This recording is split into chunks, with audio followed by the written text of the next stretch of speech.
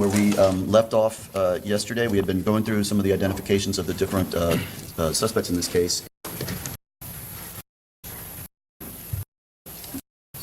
Detective, let me go back to A and B.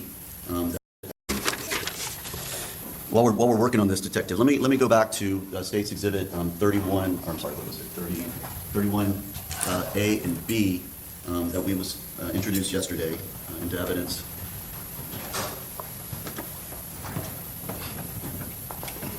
And detective, there was a bag within the box, correct? Yes. And Yes, sir. detective, you obtained this firearm from the pawn shop. Is that correct? Yes, correct. All right. When you obtained the firearm from the pawn shop, did you basically document what you obtained? Yes. And was the firearm in fact loaded with live rounds when you obtained it from the pawn shop? I'm not 100% sure if it was or wasn't. Go ahead, and if you want to open that and see if it refreshes your recollection.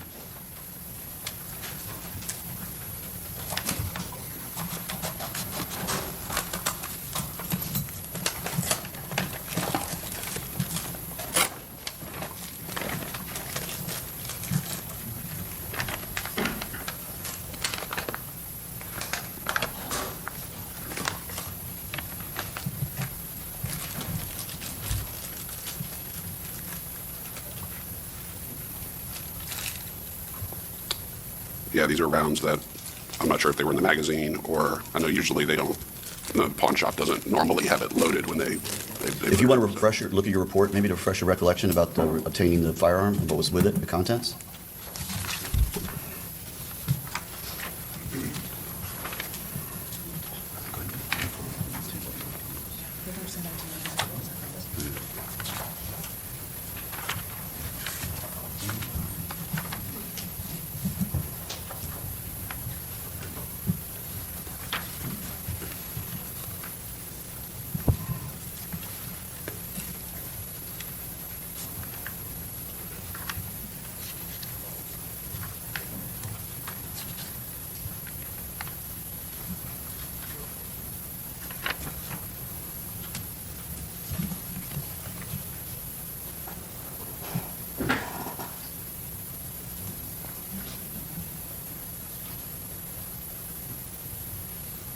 I don't recall on here on the report. I didn't document if it was loaded or unloaded, but based off of pawn shop history, stuff that I've done in the past with pawn shops. Do you have the impound of the gun with you in your report?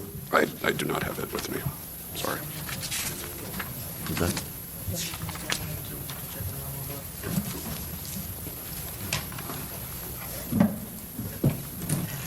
Provide you the firearm so you can check the number. You do not have the impound with you? Of the, Firearm. I do not. No, I don't have it with me. Are you saying when it's placed into evidence by us? I don't have that with me. I know Detective Barnett was the one that placed it.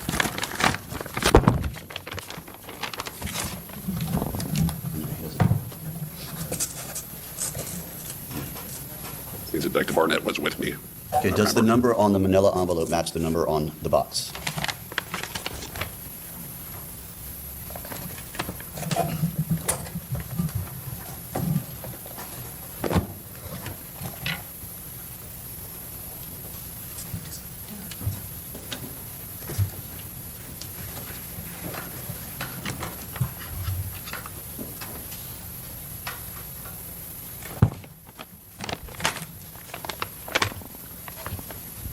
Yeah, I'm not sure exactly which number we're looking at on here. So, like I said, Detective Barnett was the one that placed it.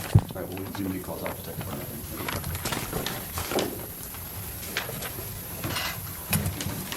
When you obtained the firearm, did you also obtain the pawn slip that was used in that particular case? Yes, we did.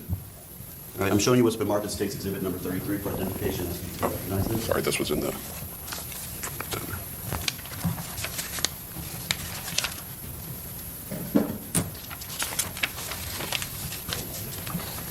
It's okay to open it up? Can I open it up? Yes. Okay.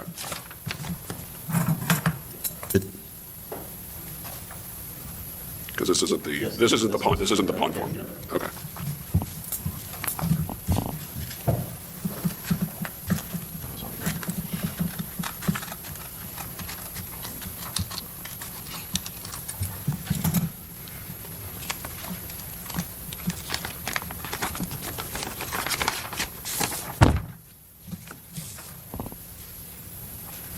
Yes, this is the pawn form. That was, that James Denson, got a pawn transaction that James Denson conducted with East Tampa Pawn. And does that pawn form appear to be the same or similar condition as when you received it on that day that you went and picked up the gun? Yes, it does. Judge, move that State's Exhibit number 33 admitted into evidence. Any objections? No objection. Hearing no objections, it will be admitted to Stage 33. All right, Detective, now, these pawn forms that are obtained, when an item is pawned, what is typically done at a pawn shop? When an item's pawned, whoever's doing the pawning or do the transaction with the pawn shop, they would usually provide an identification, or they would definitely sign the name on the pawn form, and they would provide a thumbprint, which a thumbprint would be placed onto the pawn ticket itself. Okay, so this is East Tampa Gun and Pawn, or Pawn and Gun, excuse me. And it indicates, it gives his name and address. Is that in fact his correct address at the time? If you recall. I don't recall if it was. And it indicates he's, the item that he's pawning, is this the area where it indicates what is being pawned? Yes, it does. Okay, and it describes a handgun and a Taurus, correct? Correct. And then you indicated that he had to sign the form. Would that be his signature down here? Yes. that would And be- is this in fact the print that's, the thumbprint that's taken when an item is pawned? Correct, the right thumbprint. Thank you, sir.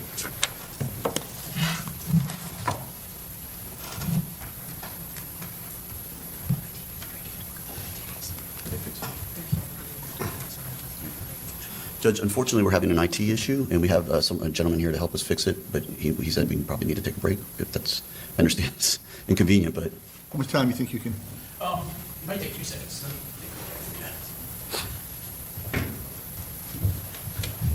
Just gotta be careful down here.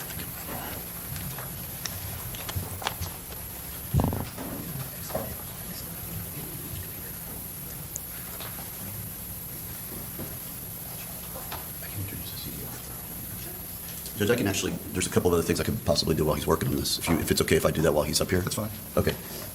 Detective, you had mentioned earlier that you had obtained what are known as call detail records. Yes, sir. Is that correct? And how do you go about obtaining these call detail records? Through subpoenas. Okay, and you send a subpoena to what, the telephone They send it company? to the whatever cell phone provider is for whatever number you're sending it for. So in this case, all four of them had T-Mobile was a carrier, with the exception of Andrew Thompson had AT&T. Okay. That was really good. I'm going to show you what's been marked as State's Exhibit number. I'm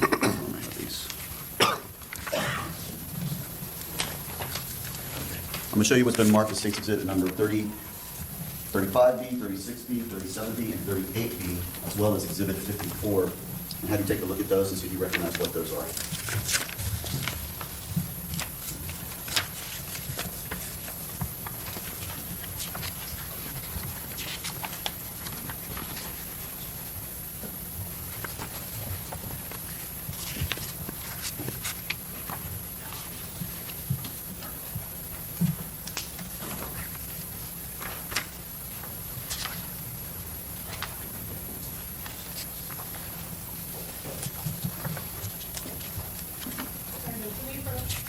Yes?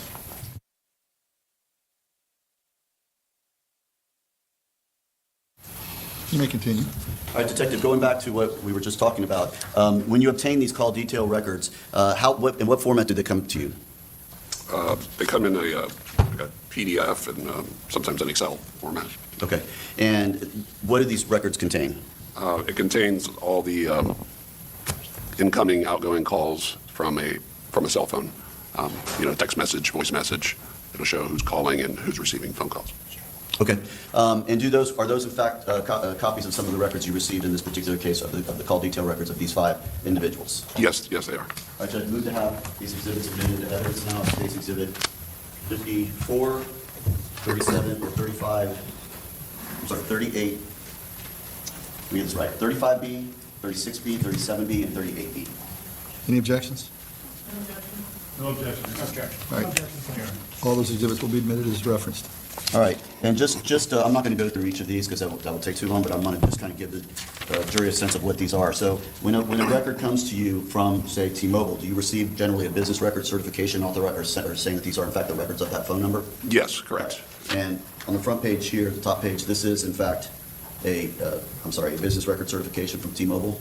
Yes, it is. All right, and does it contain the phone number of which you are attempting to get the records of?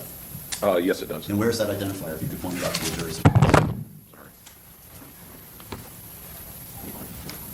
Okay, and so for this particular phone, this is phone number 813-953-6476, is that correct? Correct.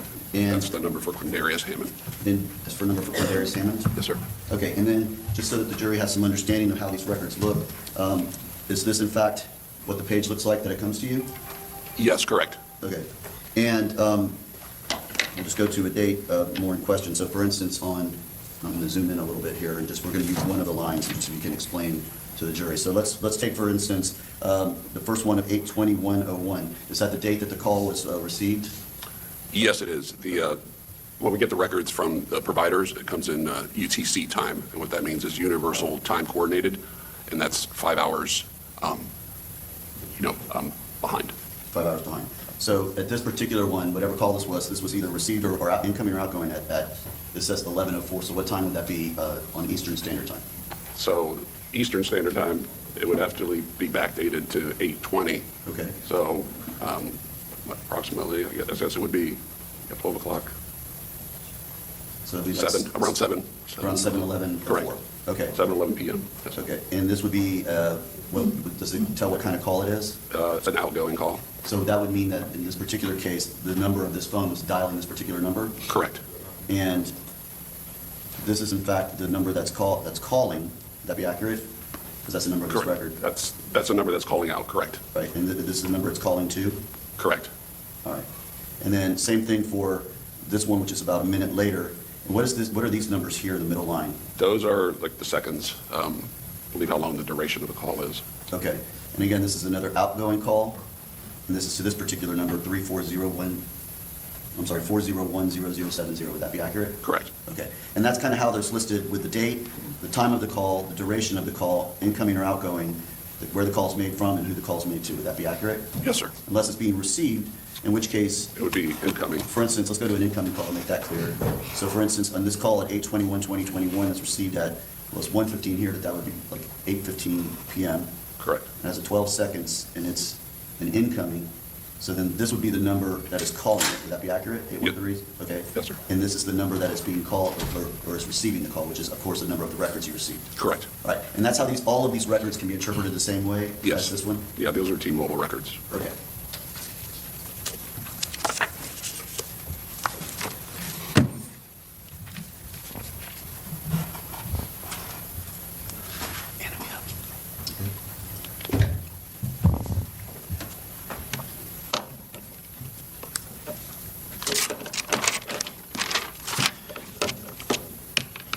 All right, Detective. Now we're going to go back to where we were with the identifications. I believe we've got our IT situation figured out. Yes, okay. So, Detective, let's go back to, we had discussed already Zvante Sampson, Anthony Thompson, which, by the way, did you receive the phone? I don't know if I asked you. Did you receive the phone of Anthony Thompson as well? Yes. I'm sorry, Andrew Thompson. I'm not sure. I Yeah, called him Andrew. Anthony. Andrew Thompson. And did Andrew Thompson, were you able to obtain the phone records for that phone as well? Yes, I was. All right. And Andrew Thompson uses a different subscriber than the other four. Is that accurate? Correct. What subscriber did Andrew Thompson use? AT&T. Okay. And you obtained those records? Correct. Okay, including the call detail records? Correct. And they were part of the packet that I just introduced. Would that be accurate? Yes, it was. Okay. Now, going again now to Mr. Bedward. So we've gone through the other four individuals that have been charged in this case. Now we're talking about Mr. Bedward. Did you in fact identify Mr. Bedward as a potential suspect in this case? Yes, I did. Okay. And did you interview or go and interview Mr. Bedward regarding the circumstances of this case? Yes, I spoke with him twice. Okay. And when you went and spoke with him originally, did he tell you he wanted to speak with you? Was he Yes, he wanted to speak with us. Yeah, we spoke with him at our headquarters. He came voluntarily, but we gave him a ride. Okay. And so it was voluntary. He came and talked to you. Did you present him any video to show him to see if he could identify himself? Yes, I did. Okay. And did you show him the interior of the Chevron where he's inside the store to see if he could make an identification of himself? I showed him interior and exterior. Interior and exterior. Yes, sir. And did he in fact identify himself as the person shown in that video in the interior and the exterior? Yes, he did. All right. Let's go to the interior.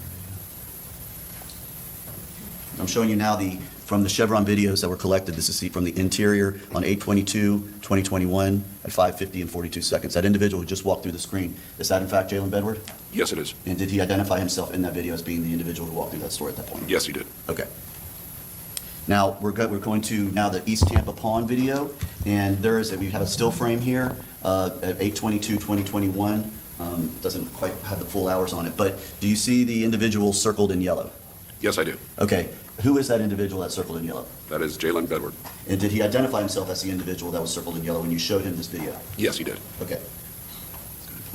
All right, this one, because of different ways he came in and out of the screen, we've had to kind of cut it up a little bit, but we're going to try and follow now Mr. Bedward's, what he did on that particular evening.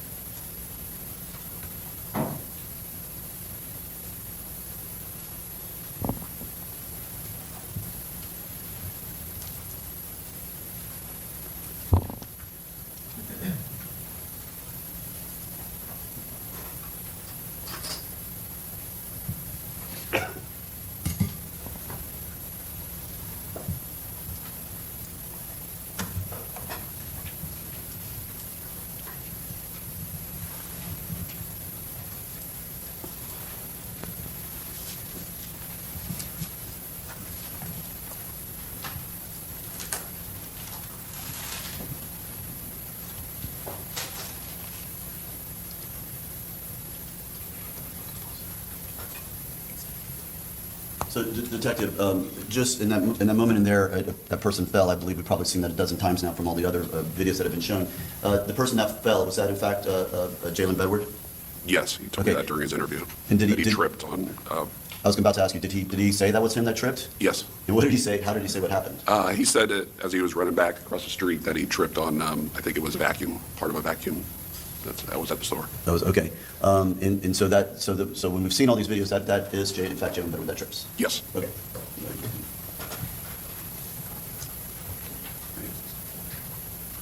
Yeah, and this is still shot. Can you point him out in this particular photograph of the still shot from the screen with the Can you stick, just please? go back a little bit? I'm sorry.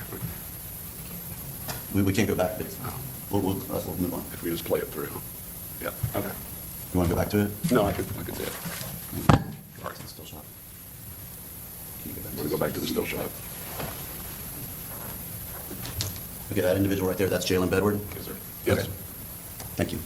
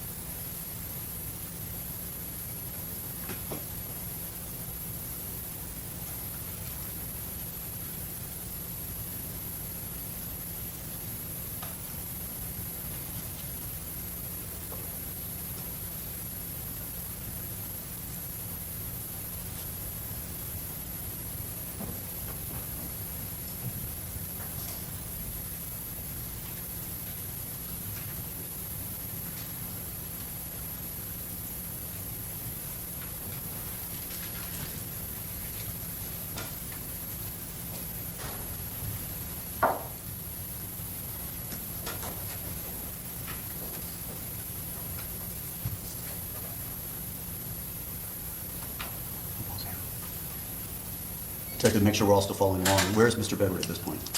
He's over here by the dumpster. Okay, thank you.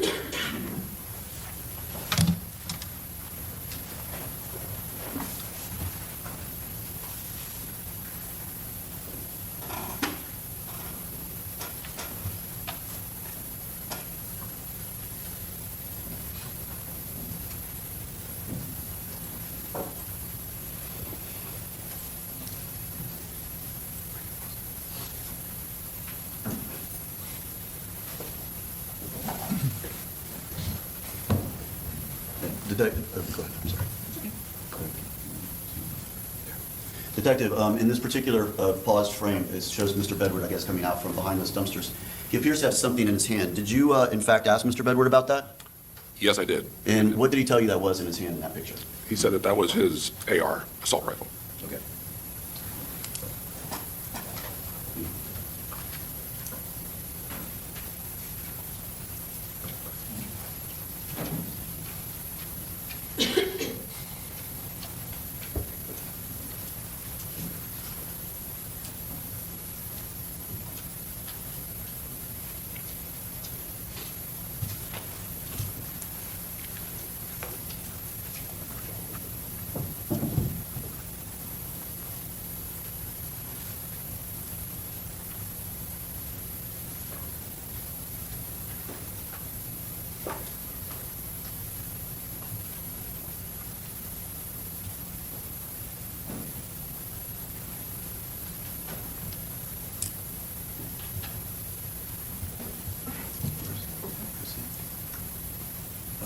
Again, can you show us where Mr. Bedward is in this still shot here?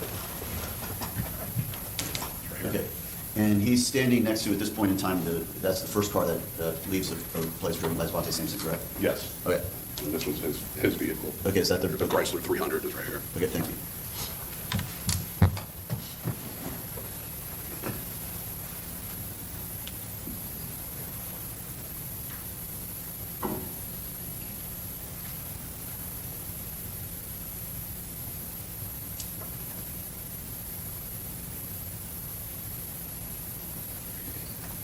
Okay. Detective, did you ask him about driving that vehicle? Yes, I did. And did he admit that he was the driver of that Chrysler 300? Yes, he did. Okay. And what did he say he did after he pulled out of there? He said that he continued to go east and went toward Brandon. And he said he never... He never did a U-turn, never turned around. Okay. And again, when Mr. Bedward, did you obtain his phone when he was there? Yes. Okay. I spoke to him that day. I obtained his cell phone. And what was his phone number? His phone number was 813-534-8321. All right. And did you issue a search warrant for that phone? I did. And were you able to obtain any results from that search warrant of the phone belonging to Mr. Bedward? No, the phone had been wiped out. Explain what that means. His phone had been wiped out? Yeah, that means that the contents had been deleted. I think you can get, Detective Boris would probably be able to tell you, but you can still get the phone number from the SIM card, but the phone itself, all the contents were deleted. All right. And that phone, in fact, was a prepaid phone. Is that right? Correct. Okay. Detective, did you get a warrant to search his residence? Yes, I did. And were you, in fact, involved in the search of his residence? Yes, along with members of Sergeant Jennings' squad.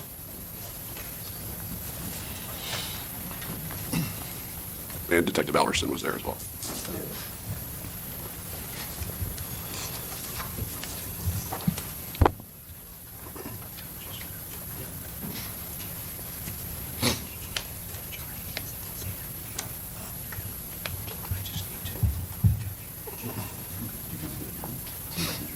Can we approach your...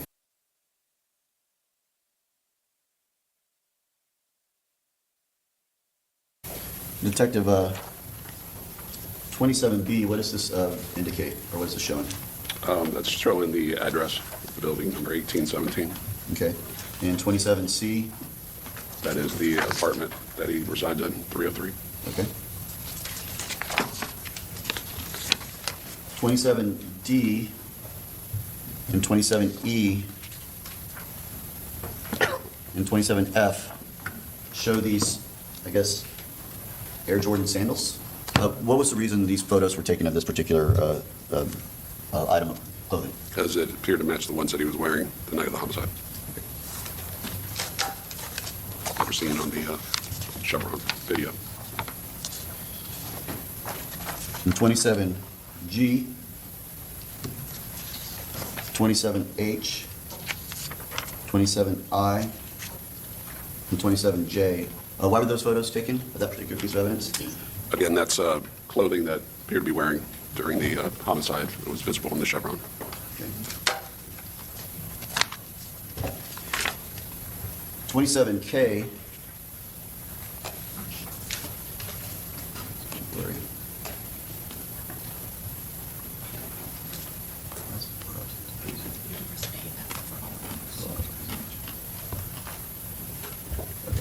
On 27K, there appears to be a picture of a washer. Why is that picture taken? It's taken because it appears to be the same pants that he was wearing the night of the homicide. That's visible from the Chevron video. Okay, and 27L, is that a more close-up of that? Correct.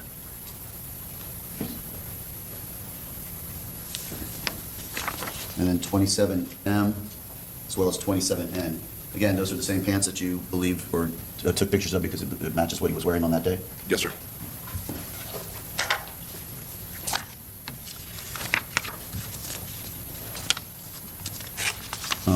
All right, 27K, or Q, I'm sorry, 27Q, what are we looking at here? It is an ammunition box that says 5.56, which are rifle rounds. All right. It's rifle ammunition right there. And 27P, Those would be the rounds itself. okay, and then 27O, It's a little out of focus, but I don't think it's the back of the round. I'll try again, but unfortunately, this is going to be the way the picture is. But what would this be? Is this a head sample? Just an unfired round. Okay.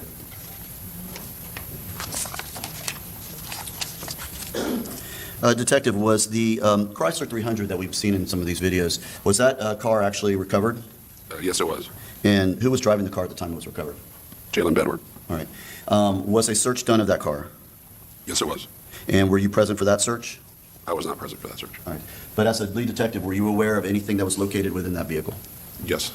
Was anything of any evidentiary value located within that vehicle? There was a ammunition or a box that says, I can't remember the name, it's like Zerta, or starting with a Z, of like the brand of a rifle, an assault rifle gun box.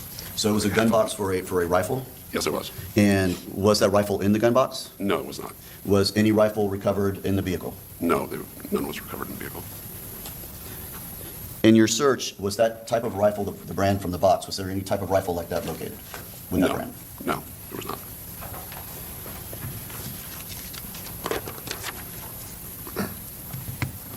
Now, you also told us that, you told us that the Chrysler was recovered. Was the dark blue Infiniti that we've seen in the first vehicle that was driven by Zvante Sampson, was that vehicle ever recovered? Yes, it was. And where was that vehicle recovered? And it was recovered, I want to say probably like six weeks afterwards in like the Nonasassa or Brandon area, I believe. I'd have to look at my notes just to refresh my memory. Okay. Maybe two. Was anyone driving it when it was recovered? No, it was abandoned. So it was abandoned? Yes. Where, it was just kind of abandoned on the side of a road? I wasn't there. I'm sorry. Where was it abandoned? Yeah, it was abandoned on the street. I have to look at the photos. I wasn't present when it was recovered. Okay. And was a search done on that one as well? Yes, it was. And were you present for that search? I was, yes. And was anything of any value located in that search of that vehicle? No. One more, I apologize. All right. Detective, do you see the individuals, let's just start with each one. Do you see Zvante Sampson, the individual who identified himself as the driver of the Infiniti in this courtroom here today? Yes, I do. And can you identify him, please? He is sitting at the end of the table there, the first table, with long dreadlocks, I guess in a suit, grayish, darker suit. Record reflect he has identified the defendant, Zvante Sampson. The record will reflect that identification. All right, and did you also, do you also see Quandarious Hammond, the individual you identified getting in the passenger seat of that vehicle in this courtroom here today? Yes, I do. And can you identify him, please, for the jury? Yes, he's on the second table, toward the back there, sitting to the left of Miss Bradley, wearing like a darker suit with a tie and with a gray shirt. Record reflect he has identified Quandarious Hammond, Your Honor? The record will reflect that identification. Thank you. And Detective, do you see the individual, Jaylin Bedward, who identified himself as being the driver of the Chrysler 300 in this courtroom here today? Yes, I do. And can you identify him, please, for the record? He's sitting the closest to me right now, at the first table, sitting next to the left of Mr. Hernandez, who's got a dark shirt on. All right, record reflect he has identified Jaylin Bedward, Your Honor? That will reflect identification. And do you see the individual, Andrew Thompson, who identified himself in the Chevron video? Yes, I do. Can you identify him, please, for the jury? He is the individual standing up right now. All right. Record reflect he's identified the defendant, Andrew Thompson. The record will reflect that identification. And do you see the individual, James Denson, who also admitted to you to being in those videos as well as getting in the back seat of the vehicle driven by Jaylin Bedward? Yes, I do. And can you identify him, please, for the record? He is the individual standing up right now. Record reflect he has identified Mr. Denson. The record will reflect that identification. Judge, at this point, I don't have any further questions. Cross.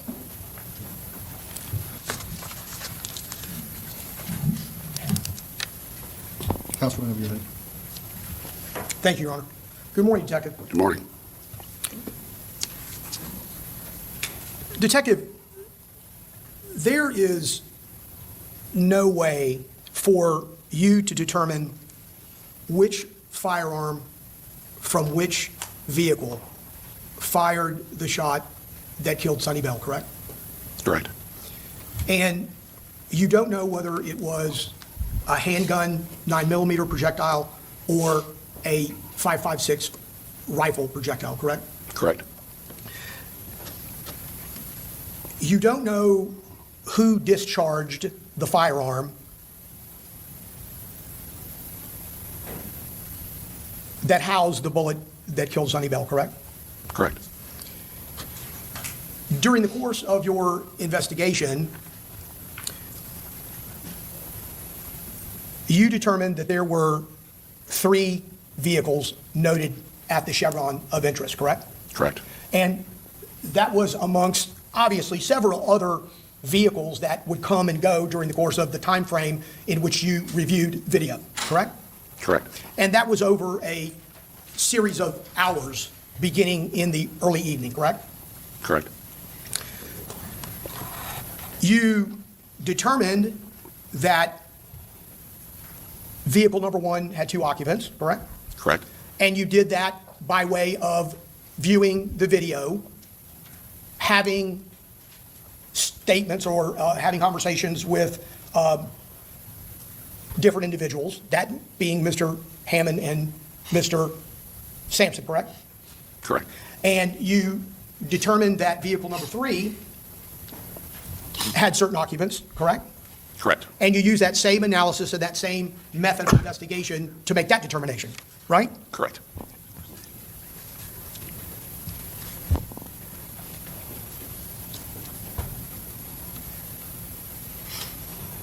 You utilize that same method of investigation to identify the occupants of vehicle number 2, correct? Tried to. Well, you tried to the same way Correct. that you did the first analysis. Correct. And you use the same video with the same clarity, with the same pictures, with the same clothing, with the same movements, correct? Correct. And you, in fact, identified other people. Tentatively identified. Okay. And who not, was- not a positive identification. Who did you identify? Identified Devin Sampson, which is the brother of Zvante Sampson. Tentatively identified. Also tentatively identified the brother Kamani Bedward, which was the brother for Jaylin Bedward. And I can't say definitively the driver of the vehicle, which was Maxwell Bedward. Okay. And a 4th individual that you believe to be a Mr. Brown, correct? Correct. You haven't identified or sought to identify any of the other people that were within that group in the Chevron parking lot, correct? Correct, because they did not enter the vehicles. But they certainly would have been able to tell you what interactions were happening there, right? In order to assist you in determining what roles everyone played. Would you agree with me? When I spoke with everybody, all the defendants, they've all made statements as to what was said to prior to entering the vehicle. It's all recorded. The other people that were out there. I don't know who those people are. And you're aware that Mr. Brown, Willie Brown, allegedly had conversations with Corey Brown and Charles Dozier, otherwise known as Squeak, that evening, correct? I believe his records show that he had conversations with Charles Dozier, not Corey Brown. But he knows them very well because they are his cousins, correct? That's what he relayed to me. And they played a part in this story because it was Mr. Brown that's alleged that it was through their involvement that he was there, correct? Yeah, he told me he was trying to locate them for a memorial service that they had. So, but he didn't know where it was, so he was circling the block, drives on the back road of Giddens, and as he's driving on the back road of Giddens, you could see what, his vehicle's visible on the video there. You didn't attempt, did you, during the course of your investigation, to identify Corey Brown or Charles Dozier anywhere in that parking lot during the Chevron when Mr. Brown was in the area, did you? No. And you didn't ask anyone about that probability or whether or not that was in fact where they were? I had spoken with Charles Dozier and Corey Brown, and they told me that they were at their salon that he owned, and which was a few blocks further west. Didn't confirm whether or not that was a true statement by looking at the video in relation to them in particular, correct? No, I never saw Charles Dozier in person, so I spoke to him on the phone. You never saw him individually, like No. in a face-to-face capacity? Charles Dozier, no. He played a pretty impactful role in this, did he not, as it relates to the entirety of the story in this case? I don't think so. Other than the fact that it was by his doing that allegedly they were in the area, correct? You agree with me? You got to clarify that for me, like his doing. What do you mean by that Well, exactly? he had a large part of it because allegedly he was in conversation with him, telling him where to go. Correct. He was trying to locate where he was at. Did you know, by way of your investigation, that Willie Brown buys marijuana from Corey? Judge, I'm going to object. Sustained.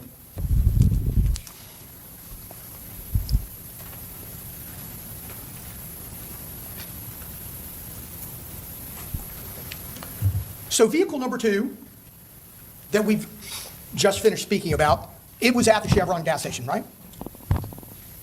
At what point are you talking about? At the end when everybody's running to the vehicles? Throughout. I don't know if the vehicle was there earlier or not. I can say that Maxwell Bedward was there earlier, but the vehicle number 2 that pulled up, I can't say definitively that that was the vehicle that belonged to Maxwell Bedward. At one point in time, vehicle 2 is there with the other 2 vehicles, amongst other vehicles as well, correct? At one point in time, during the video evidence that we have of that parking lot. After Willie Brown's vehicle drives by, the second vehicle pulls in shortly after, and that is when everybody starts running to their vehicles. And you don't see that vehicle at any time prior to that parking lot? Now, can I say definitively? No. Did you pay attention to that? Did you look to confirm that that vehicle was not there at any point previous to that? There was a juncture? vehicle that was driven by Maxwell Bedward that was there earlier, but I can't say definitively if that was the same vehicle. But it was Maxwell Bedford that was driving it later. I don't know who was driving that vehicle, that second vehicle. Did you not say a little bit earlier that you believe Maxwell Bedford was the driver? I said possibly he was the driver. I can't say definitively. You don't see the driver of that vehicle when it pulls up. Can you identify Bedward by his clothing, the same way that you identified the other individuals in vehicle 1 and vehicle 3? He's there during the daytime, but he left prior to nighttime. From my recollection, we can look at the video if you want and go through it. Well, vehicle 2 leaves around the same time as 1 and 3, correct? In between 1 and 3. What's the color make of that car, do you know? I do not know. I thought it was maybe like an Infinity, like a whiter Infinity, lighter colored Infinity, but I can't say definitively. And during the course of your investigation, you had the opportunity to interview Willie Brown, correct? Yes, I did. And did you determine whether or not he was going to the gravesite for a balloon release? He said he did. I did not determine it, but speaking with Mary Brown and her family at the hospital, they were all wearing shirts memorializing the deceased father. So I would assume that they would probably went there. I don't want you to assume. Well, I guess what I'm asking is that, did he indicate to you that he was going to the gravesite for a balloon release? At that point when I spoke with him, At any point? I don't recall. You'd have to listen to the interview that's recorded with him. If he had said that, do you think it would have been warranted that you include it in a report? I think I put that it was a memorial service that they were looking for, or they were a repass or celebration of life. I believe I documented that in there. Nothing specifically about going to a gravesite for a balloon release. Would you agree with me about that? I don't recall. You'd have to listen to the recording. And you know from your investigation and the review of the videos, specifically Lorenzo's garage, that Mr. Brown jumps from the vehicle, leaving Mary Harrison and Suni Bell in the car at the time of the first set of gunshots, correct? After the gunshots passed, yes, he exited the vehicle. And after the gunshots passed, we're talking about this being at the corner of Hillsborough and 45th, correct? Yes, just, you could pull up the map, I'll show you exactly where it is. But it's just past the intersection, right? Just a fraction past the Yeah, intersection. just a little bit past, a little bit east of, I'm sorry, a little bit west of 45th. It's on the north side of the road. And as part of your investigation, and as you testified on direct examination,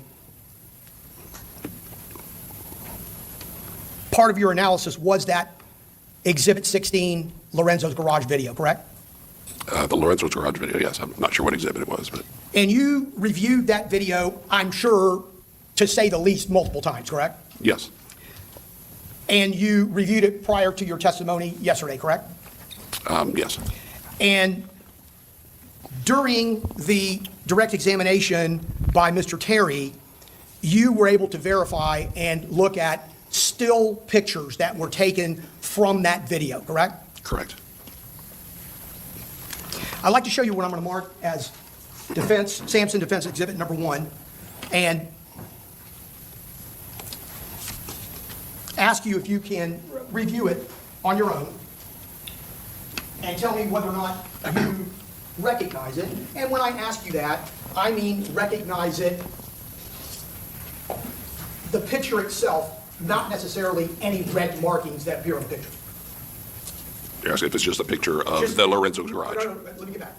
But you do, and it fairly and accurately reflects what it purports to be. Yes, Your Honor, at this time, I would ask that Exhibit 1 for Defendant Sampson be admitted.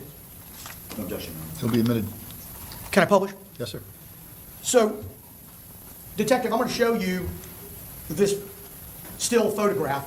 Can you tell me where it is and what it is? sure. It's, that is Willie Brown's vehicle to the right, but to the left there, I believe that's Willie Brown. When he's Okay. running, toward 45th Street. So toward the upper end of that picture to the right, that's Willie Brown's vehicle, correct? Yes, And- well, right here, I'll point to it. so Please, we if you make don't sure we mind. know.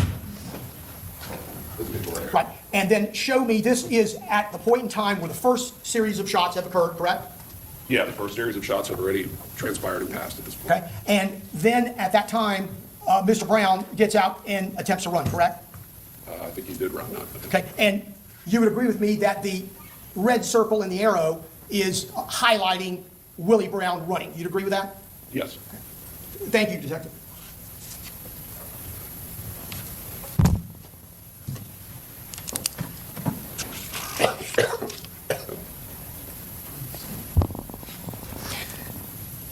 And subsequent to this picture, what occurs is that Willie Brown runs down 45th Street into the neighborhood looking for somebody to assist him, correct?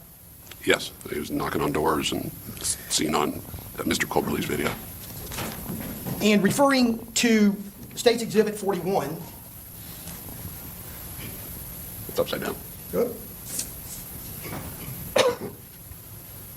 All right, technology is not my forte, so bear with me.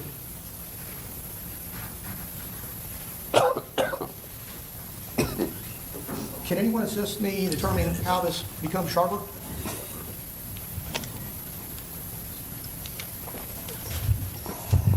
Bear with me for a minute.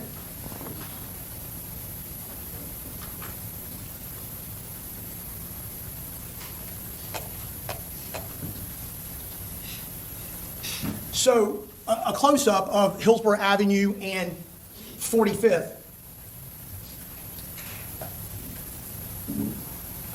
Is it correct that where my pen is that corner? I would say right here. Thank you. And there is where Mr. Brown runs down the street, correct? Correct. It's observed on Mr. Colberly's video around here. Okay, so Mr. Coberly's house is in that area. Correct. But what fronts 45th Street is what looks to be a gigantic warehouse or some type of business that fronts Hillsborough Avenue. Correct? Okay, yes. Well, I don't mean, I don't you know, remember, okay. I don't remember what was there exactly. but I'm sorry? I don't recall what building was there exactly, so. Without knowing, obviously, what exactly the business may be, there appears to be a gigantic warehouse that has a parking lot, that has areas in and around it that would be part and parcel of not only facing Hillsborough, but facing 45th, correct? Correct. And there are several other houses as you go down 45th, and although this particular picture doesn't show the dead end, 45th dead ends, correct? I believe it does, yes. You didn't go all the way back to the dead end area of 45th, did you? Yeah, I walked that area. Okay, so you know it dead ends, right? Yeah. And there's a shop area back there that looks like, I don't know if it's a business or an open business or a closed business, but it looks to be another building that some kind of business goes on in, right? I don't recall. I don't have an independent recollection of it. There's houses on either direction, right? There are houses on both sides, correct. And during or down 45th, there are areas with large overbrush, correct? I don't recall, I believe. Did you attempt to do any kind of search in that area for Yes. anything of evidentiary value? Yes, I did. Okay, and how did you conduct that search? We conducted it by walking around and seeing what we saw, if we saw any, projectile strikes, anything that we could locate on any vehicles or anything like that. I believe the officers on scene also did that. Okay, so What we'll talk those- about that. But you yourself, and I assume would it have been with Detective Barnett at that Yes. point in time? Yes. You did not walk through every home on either side, front yard, side yards, overbrush, high grass, trees, overgrown area. You did not look at any or all of the places that existed on both sides of that street all the way to the dead end, correct? Is that fair to say? Not all the way to the dead end. Well, are you indicating to me that you went from house to house, from side to side, and you did a search for anything of evidentiary value, including a gun? We did walk and look, but I don't know if I really looked in, like you said, the brush. I'm not sure if I looked in the brush Well, area. I so really don't want to recall. focus on that for 1 minute. When you say we looked, did you look at the first house to the right and go through the side yard, look on either side of the fence, look in the backyard, look in the Did I do shrub? that personally? No. Okay. And so if I were to ask you that question as to every house going down the 45th, your answer would probably be the same, correct? Correct. Okay. Do you know if anybody checked the roof area on that business or the shop in the back or any home? No. I'm not sure. I don't believe anybody did. Okay. You didn't, you're not sure if anybody else did? Correct. Okay. As the lead detective in this case, you're not aware that anybody else did that and told you that they did it? Correct. And Mr. Brown, during the course of the investigation, insisted that people were chasing him down 45th, correct? I'd have to go back and listen to his statement. But I know you said that he was hearing gunshots as he was running. Okay, And so you could you hear- won't be, you could you hear- wouldn't be able to tell us under oath here this morning whether he indicated he was being chased. I can't tell you that. You would rely, would you not, on his sworn testimony if that were to be the case? Yes. Understanding and knowing that he was, at the very least, insinuating that people were shooting at him down 45th, Correct. and indicative of you don't remember him saying they were chasing him down 45th, you did some investigation in that regard, right? Correct. Okay. And there was no surveillance video that showed Mr. Brown or anyone, excuse me, let me start that again. There was no surveillance video that was available to you that showed anyone chasing Mr. Brown at any portion of 45th Street, correct? Correct. And in that same vein, the investigation you did as it relates to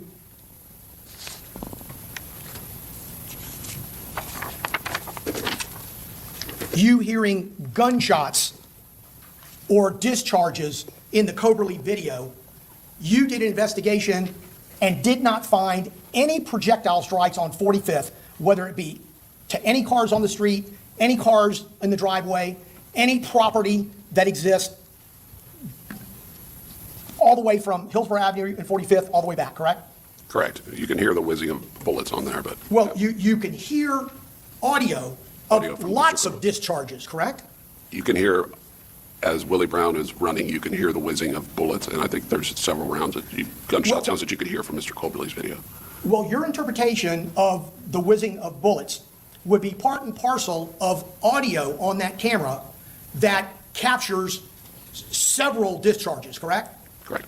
And would it be fair to say you don't know from audio alone where those discharges are coming from?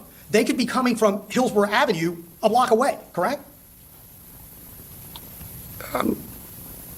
I'm not 100% sure where they're coming from. Okay, so the answer would be they could be coming from 2 blocks down from Hillsborough, 1 block down from Hillsborough, for all we know, 3 blocks down from Hillsborough. And you're hearing them on the audio of the 45th Street video. That has audio, if that makes sense. Correct? Yes.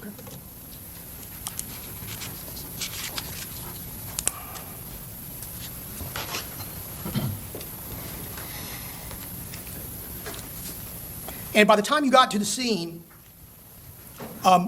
Willie Brown's Infiniti G35 was stationary, having crashed into the pole, correct? Correct. And during the search, you located Mr. Brown's telephone in the vehicle, correct? Correct. And so he didn't have it. He told me he had left it in the car when he left. So in addition to him telling you that, you found it there. Correct.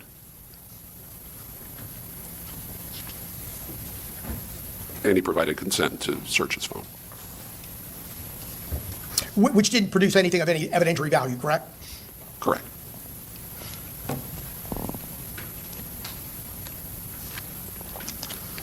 You also were able to view the G35 at the scene, fair? Yeah, correct. When I returned after speaking with Mr. Brown. And that would be a search around the exterior of the G35 as well as seeing what you could see within the interior. I just observed it from the outside because I know Detective Alberson and Detective Hill were handling the scene. I just saw that there was several bullet holes in the vehicle. Right, but in your position as lead detective, you're going to want to view that piece of evidence that's very critical by walking around it, observing it, and observing it in detail.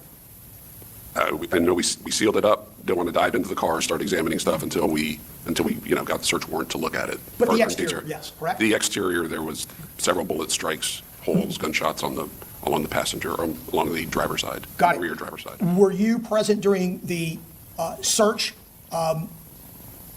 at the TPD property area? For his vehicle? Yes. Willie Brown's vehicle? No, I was not present. Detective Hill and Lead Detective Alberson conducted that.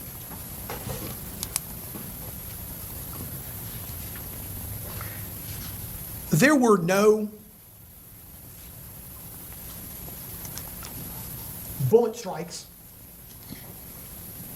to the windshield of that vehicle, were they? I'd have to look at the photos. If you have them, I'll take a look.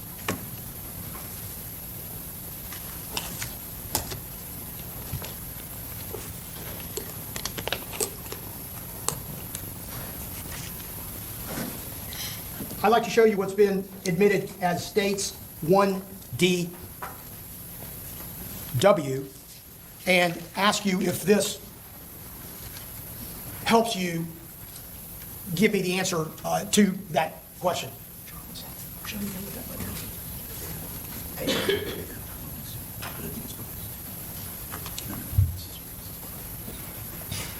Okay, doesn't look like it's any better. Do you see anything on that windshield that indicates a projectile strike? It doesn't appear to be, no.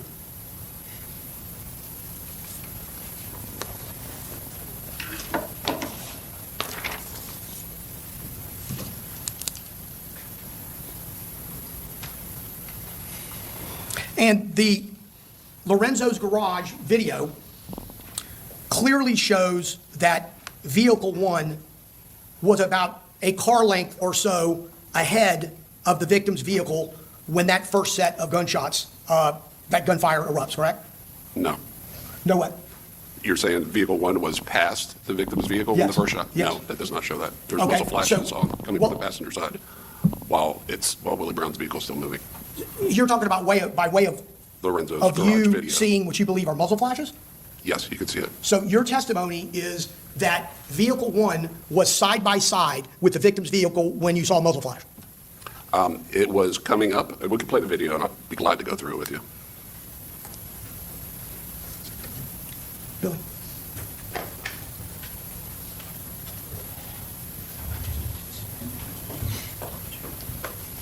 And I usually use a VLC player, which is, I'm able to go frame by frame on it.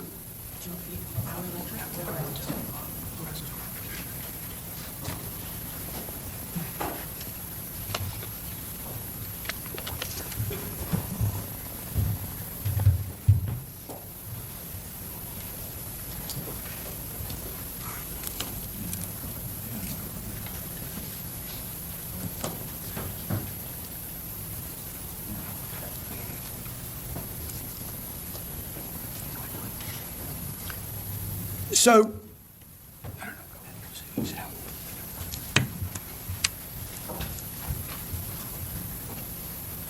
so it would be your recollection, detective, based on your direct testimony and your investigation of this case, that vehicle number one, when you allege there to be muzzle flash, is not ahead of the victim's vehicle. That would be your testimony here this morning. When there is muzzle flashes coming from the Lorenzo's video, Willie Brown's vehicle is further west, and Zvante Sampson's vehicle is further east of it, behind it. On the video, when the video starts playing there, a little clip, we can go to the times if you So want. further west, meaning that they're not next to each other, correct? On the video, we'll play, I'd love to show you the video. We'll play the entirety of the video, and I can show you and point exactly where you can see the muzzle flashes. And you And when allege we to can see hear, the locations. you allege to hear audio, correct, that has muzzle, that has Audio from Gunshots. Power Electric has audio, clear audio, and during that Power Electric video, it coincides with muzzle flashes. well, Willie Coming Brown from- indicates that the vehicle is ahead of him, correct? He said the vehicle, go back to listen to his testimony, or, I mean, go back and listen to the recording, but he says that there was a car coming up behind him, and he heard gunshots coming up, and the vehicle ends up passing him. He doesn't, you Listen don't to- recall him saying that the vehicle was ahead of him when he hears these gunshots? No. And the vehicle, victim's vehicle, during the course of your investigation, has a projectile strike into the back driver window, correct? You show me the photo, take a look. I'm sorry, I didn't hear your answer. I said, if you just show me the photo, I'll take a look, but I believe that there was one through the rear driver's side.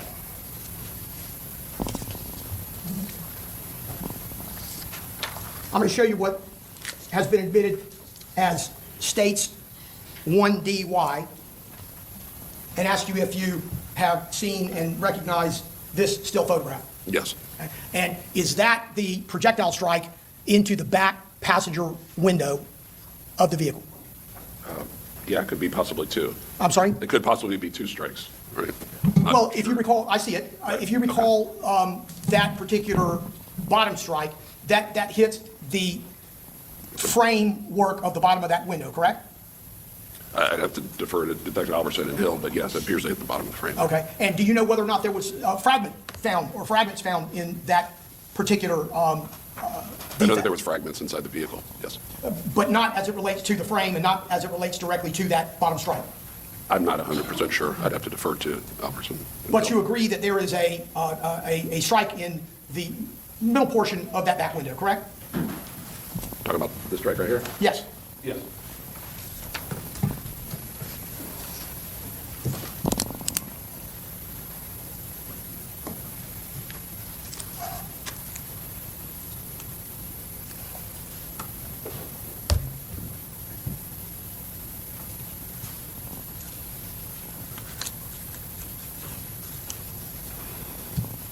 And as you continue to inspect and look at the vehicle, I'm going to show you what's been admitted as State's 1EL.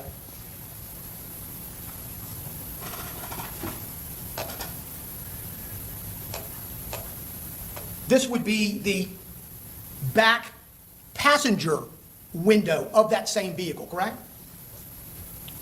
I'm not 100% sure. Well, But if you look at the orientation of the car and the way it's facing, it would be the back window, correct, of the passenger side. Attorney's approach.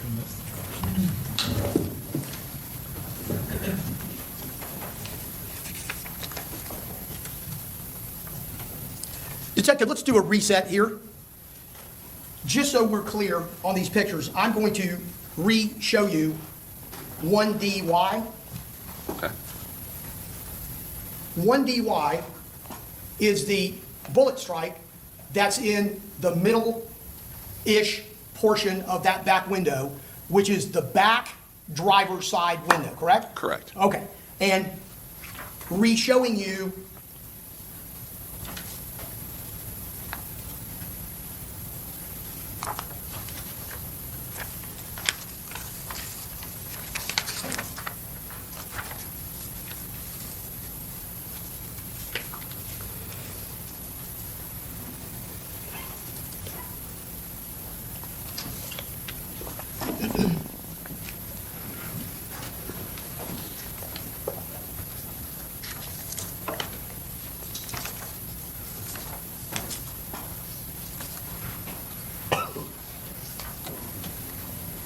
which is going to be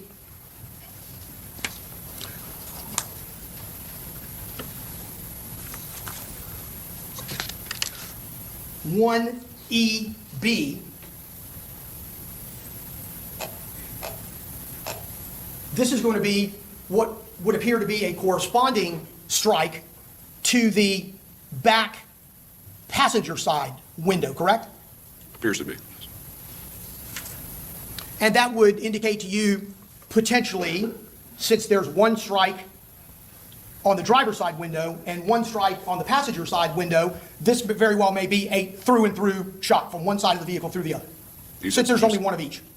The driver's side rear window, you said? That's correct. Yes.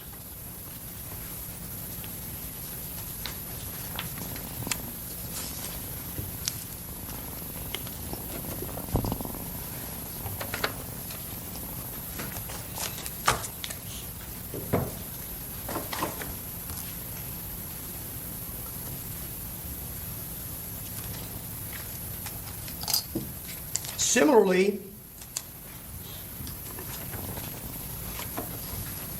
there are multiple strikes or impacts on the back driver's side door, and I'm going to show you 2A26 or 26.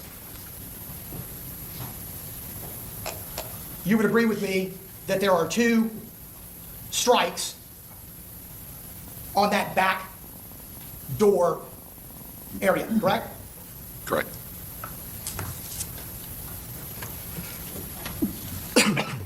And 2A27 shows you a little bit closer view of one of those strikes, correct? I believe so, yes. I can't say I believe which one it is, but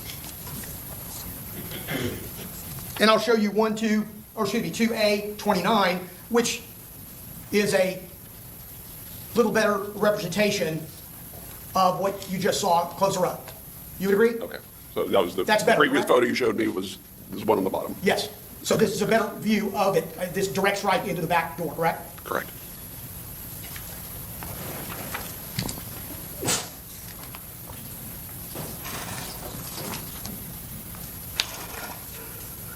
Two A33 shows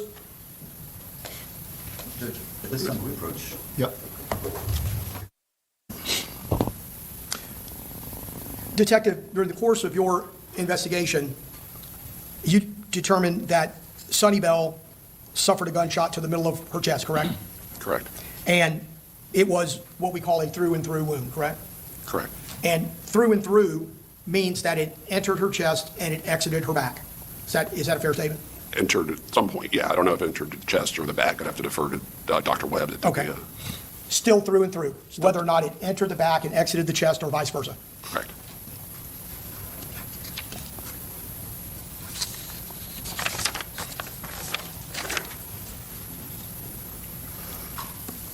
When you testified on direct examination in answering Mr. Terry's questions, you indicated to the jury that you believe that there were muzzle flashes that appear on the Lorenzo's garage video, correct? Yes. And 100%. you testified that those incidents occurred at 9:04:37, correct? On the time there from the And auto upgrade. 9:04:38, correct? I'm sorry. repeat. 9:04:38, 9:04:37, 9:04:38. Yes. Okay, which is in the span, obviously with simple math, of a second or two. Of a second or two. If we look, actually, there might have been some at the 36 mark. I'd have to look at the video exactly and see. And in looking at that video, Willie Brown has not yet exited, correct? Correct. Do you recall him exiting at 9:04:40? Does that ring a bell to you? I'd have to look and see exactly on the time, but I know it's after the series of the 10 series of gunshots. He exits after that. And you believe it was a series of 10, correct? I believe so, yes. Then you believe that vehicle number 3 discharges at some later time shortly thereafter. Yes, down the road. By that time, the dark blue or gray Infiniti has left the camera view of Lorenzo's garage, correct? Correct. And another video would indicate that it's already turned left on 43rd, correct? Correct. And this occurs before vehicle 2 comes into frame in relation to where it is to the victim's vehicle. You would agree? Vehicle number 2 is coming into frame when the vehicle turned? Correct, after it's already turned. I'd have to go back and look exactly at the time on vehicle number 2 on that, but I believe when the gunshots are heard, like the second series of gunshots, that Zvante Sampson's vehicle is already off like 43rd. So it would be impossible for, even in a rearview mirror situation, vehicle number 1 to see anything about what vehicle number 2 did. Correct. I believe so. As it relates to vehicle number 2, you don't know during the course of your investigation how many projectiles were discharged from that vehicle, correct? I do not know. I believe they fired, but I can't say definitively. You know, there's not as much video evidence as there is showing from Lorenzo's garage or the auto upgrade video or the principal auto video that shows vehicle 1 and 3. So it doesn't, for whatever reason, contain video, if you continue to look at it, that would identify vehicle 2's part in this, correct?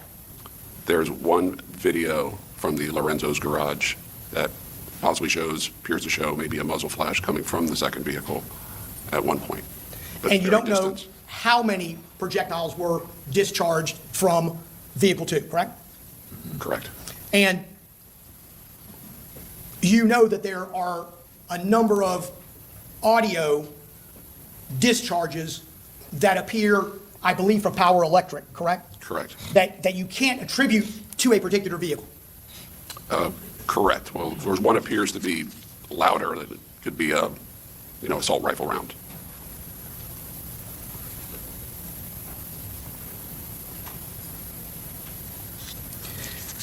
You indicated to Mr. Terry that you interviewed Mr. Sampson on September 30th, 2022, correct?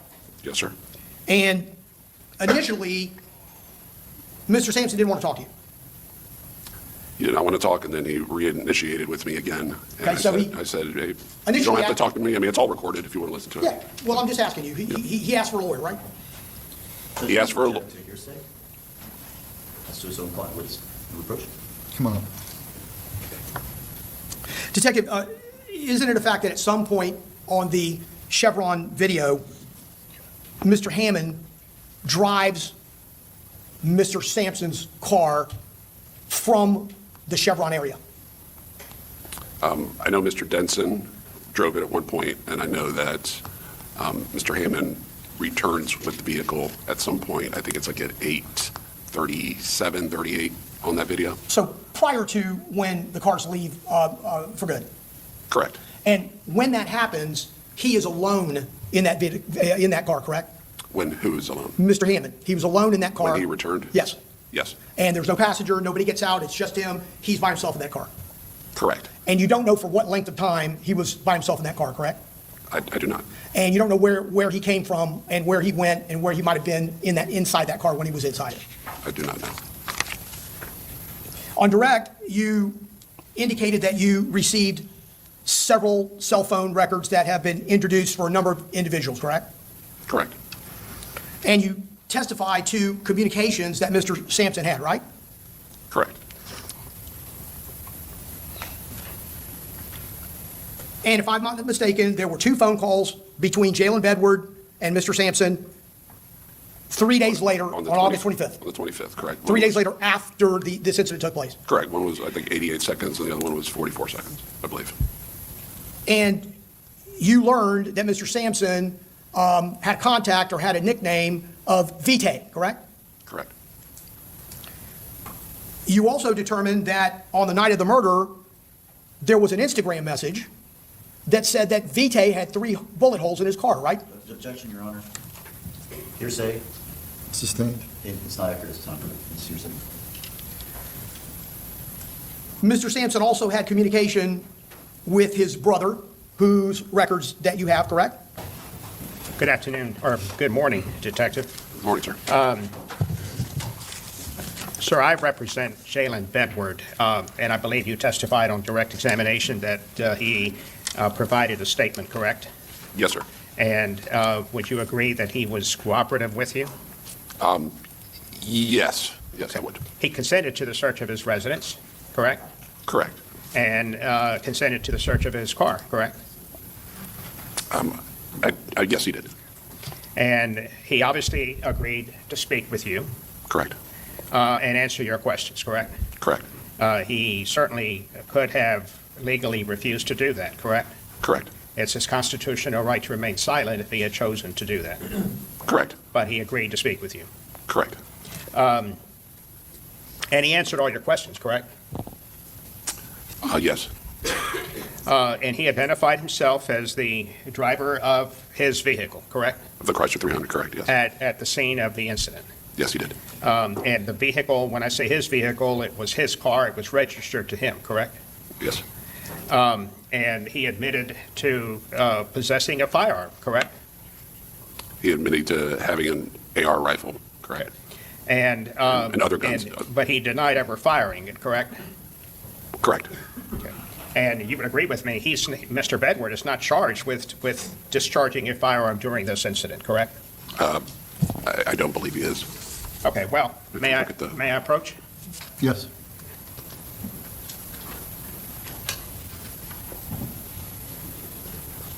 Sir, would you agree with me? I'm going to show you a copy of the indictment, and count 6 deals with discharging of the firearm. Would you agree that Mr. Bedward is not charged with discharging a firearm? Count 6, I'm sorry.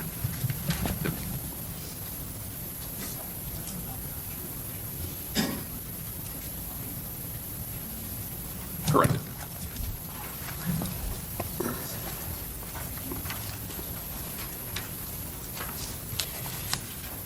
Now, would you agree with me that whether someone is innocent or not, being questioned by a detective, a homicide detective, might be somewhat of a stressful situation? Would that be a fair statement? I would say so. Okay. And it's likely to make someone a bit apprehensive, correct? I guess, yeah. And Mr. Bedward, I think as you indicated earlier, misstated that he did not make a U-turn, correct? Mr. Bedward, he never admitted to making a U-turn. Okay. He kept saying that he traveled east. And Mr. Bedward was never identified at the scene as wearing any type of hood or face covering. Would that be a fair statement, correct statement? He had something on top of his head. On his head? Head kind of like Okay. this area, a little bit.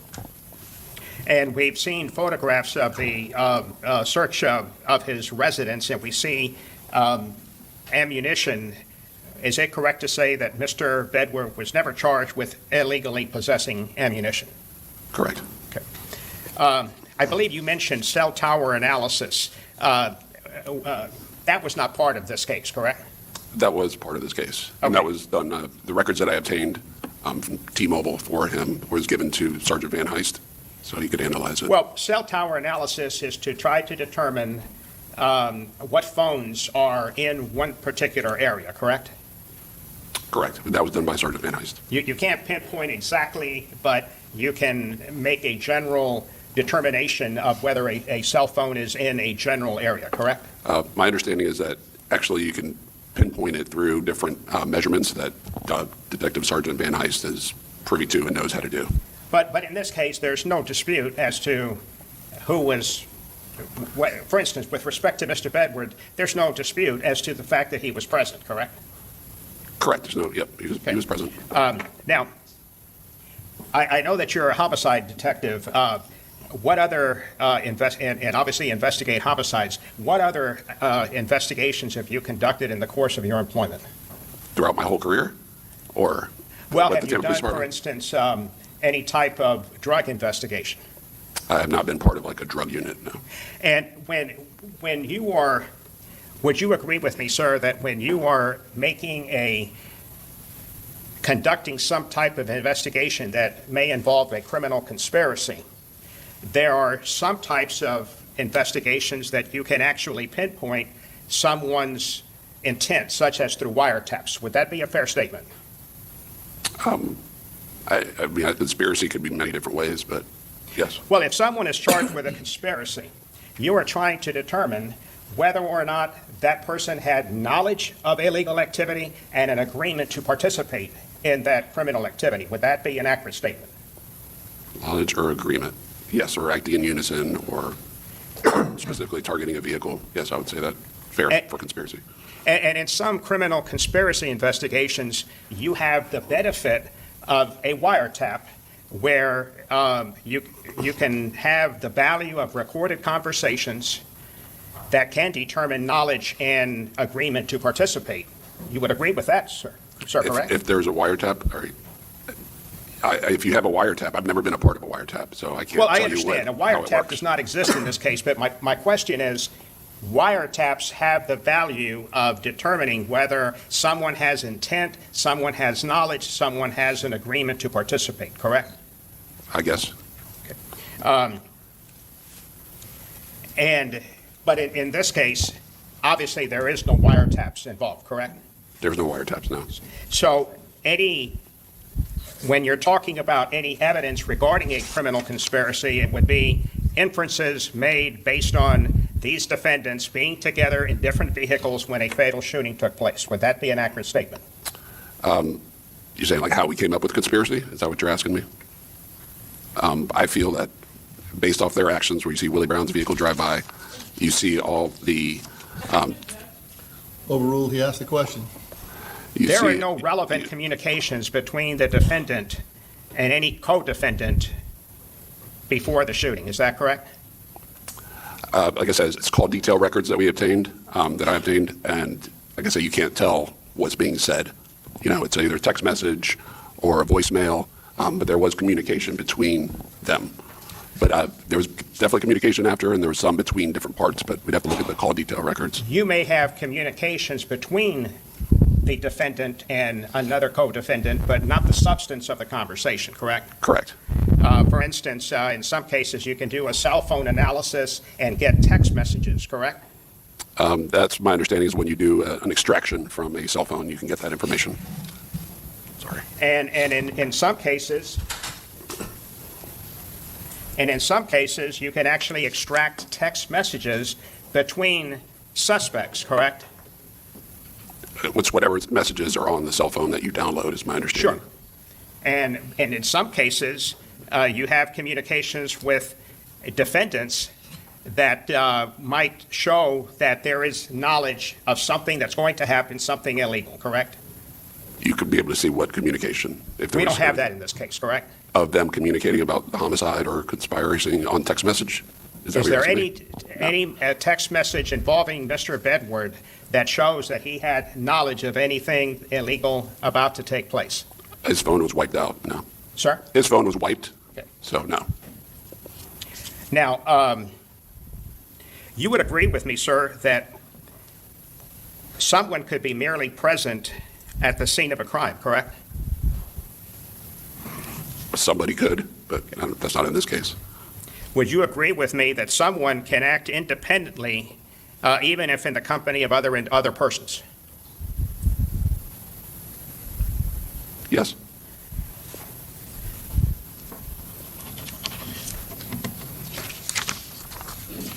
Thank you. That's all I have.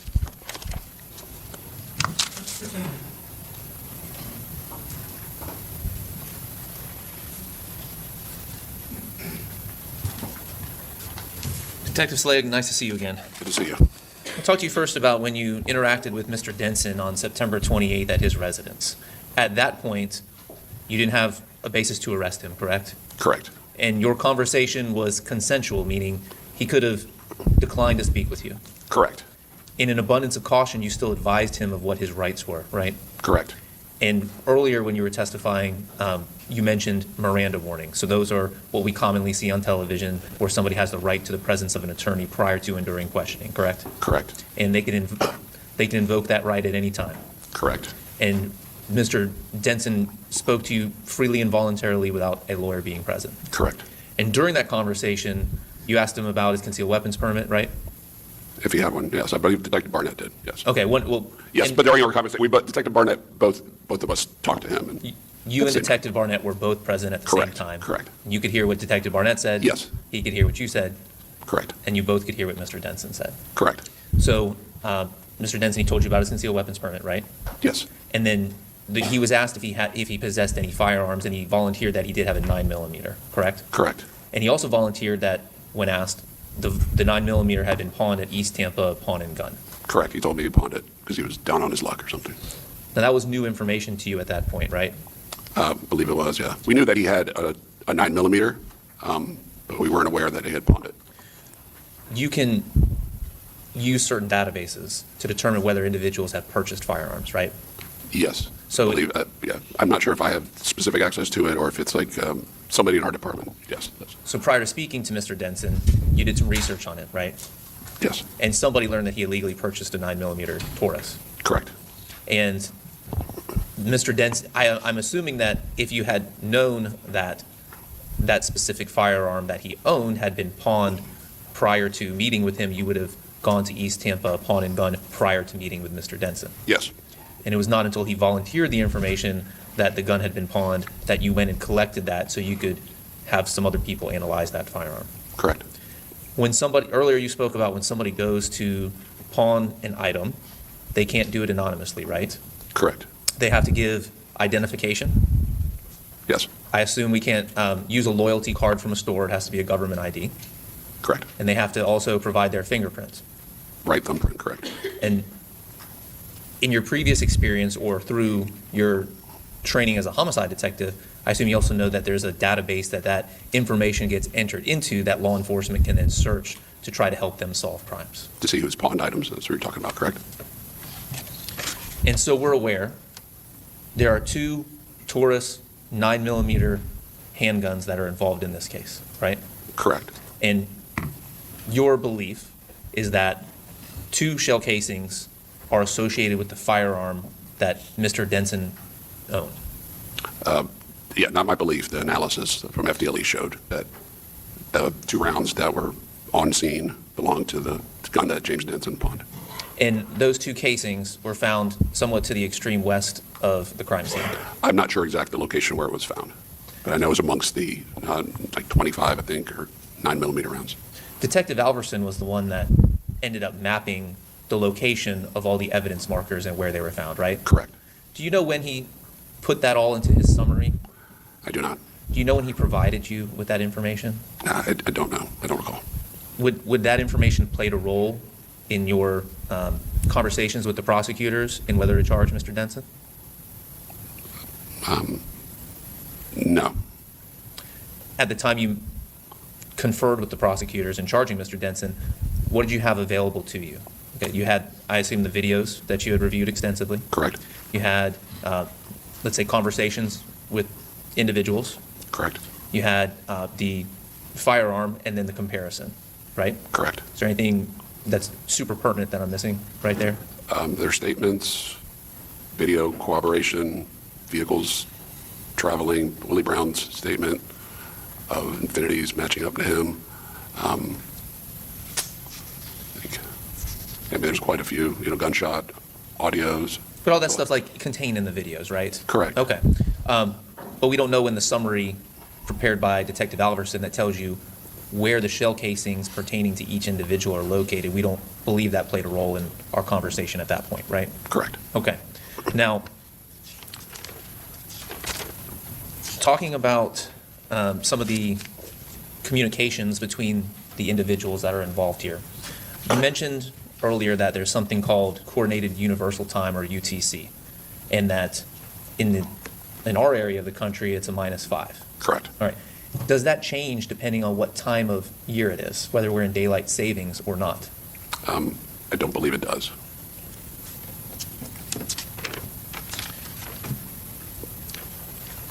You talked about Mr. Brown and some of your charging decisions, and so he's at 45th and Hillsborough, right? Willie Brown, you're talking about? Willie Brown, yes, okay. Yeah. So at the point at 45th and Hillsborough, given everything that you know, would you agree with me based on the position of the vehicles and the persons who are occupied in those vehicles at 45th and Hillsborough, that it would have been impossible for James Denson to be involved in that situation. Yes, And then you would also agree with me, based on the position of the vehicles and the persons that were either in or around, that it would be impossible for James Denson to have fired any weapons at Willie Brown running down 45th. correct.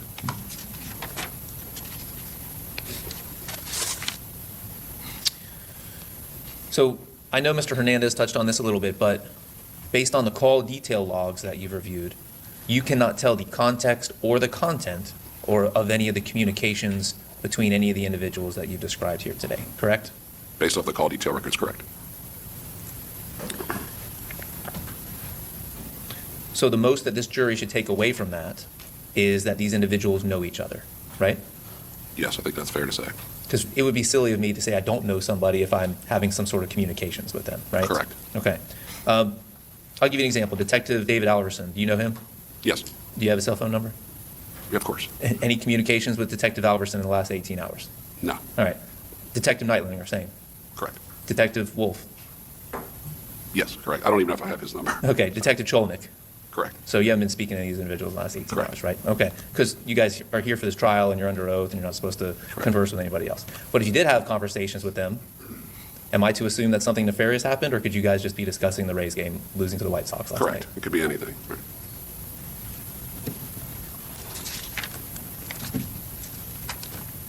Okay. Thank you for your time, Detective Slayo.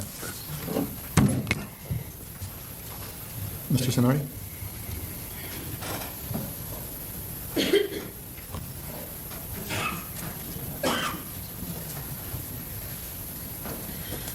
Good morning, Detective. I'm Nick Sonardi, and I represent Andrew Thompson, that you previously identified. As I understand it, you were the lead detective in this investigation. Is that correct? Yes, sir. And very briefly, if you would describe to ladies and gentlemen jury what your function is as a lead detective.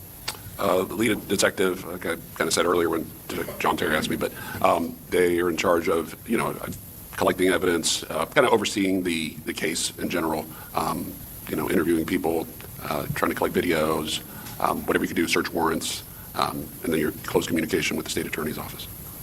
And besides those functions, Delegating duties too. So. besides those functions that you've just identified, you're also, if, for lack of a better term, the leader of the band. You want a crime scene tech to do this, somebody to do this, another detective to do that. Is that accurate? Yes, Okay. And that's what you did back in August of 2021, correct? yes, And as a result of your efforts, I believe you were able to locate a number of videos, and I'm not going to go through them, the jury has seen them, but a number of videos that you believe were of evidentiary value in this incident, correct? correct. And I believe they start at the Chevron station there on Hillsborough Avenue, the videos. Well, I don't necessarily mean that's chronologically how you obtained them, but the incident starts at that Chevron. Is that accurate? Chevron and Empire Video, I think, are pretty closely intertwined. Okay. The pawn shop. I'm The sorry. pawn shop. Did I say behind- Empire? I meant the Okay. East Tampa Pawn, sorry. And without playing the video that everybody's seen 3 or 4 times, is it fair to say that you identified at least 9 individuals at that Chevron station back in August of 2021? I identified, Well, let me go down to that. I didn't identify the driver of the second vehicle, but the other people I identified.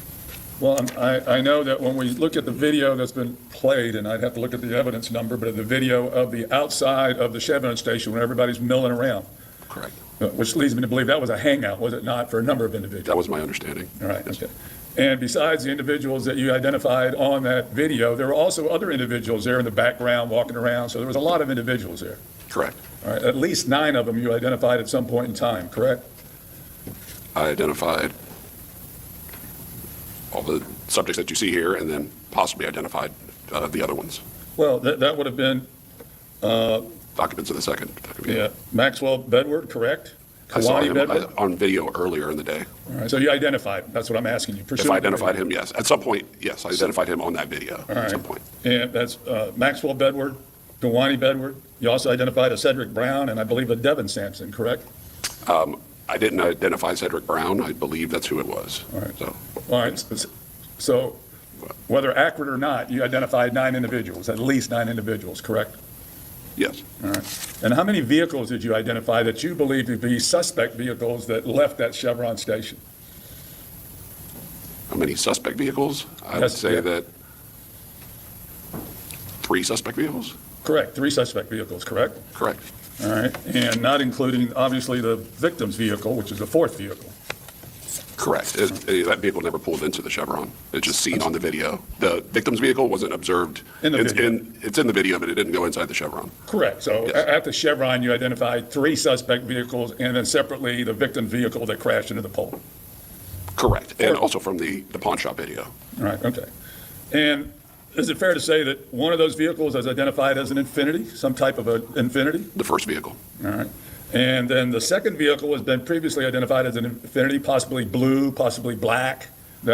No, I don't think that's accurate. I said it was, possibly an Infinity, but I don't think I officially said it was. I know that You couldn't identify that vehicle is what you're saying, correct? I couldn't be definitive on it, correct? All right. Can you identify the color of that vehicle? It's like a lighter color. It wasn't a dark blue or black?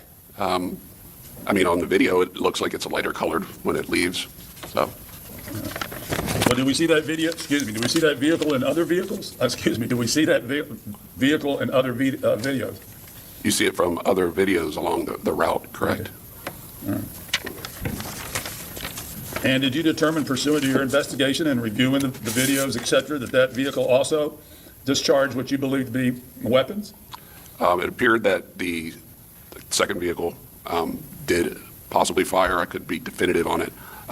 You could say very distant, but you can see a muzzle flash from the Bay So in City your cabinet, opinion- but a Bay City cabinet video, yes. Is that yes or no? It did discharge a weapon, yes or no? Probably. Probably. I can't say definitively, but yes, I believe they did. You believe it did? Okay. Yes. Do you know how many times it discharged a weapon? I do not. And so it's clear that you're not alleging that vehicle was occupied by Andrew Thompson, correct? No, he was in the third vehicle, That's not my Chrysler question. My 300. question is, was he occupying that second vehicle? Andrew Thompson was not in the second vehicle. Okay. So we now agree that you believe there were shots from 3 vehicles, correct?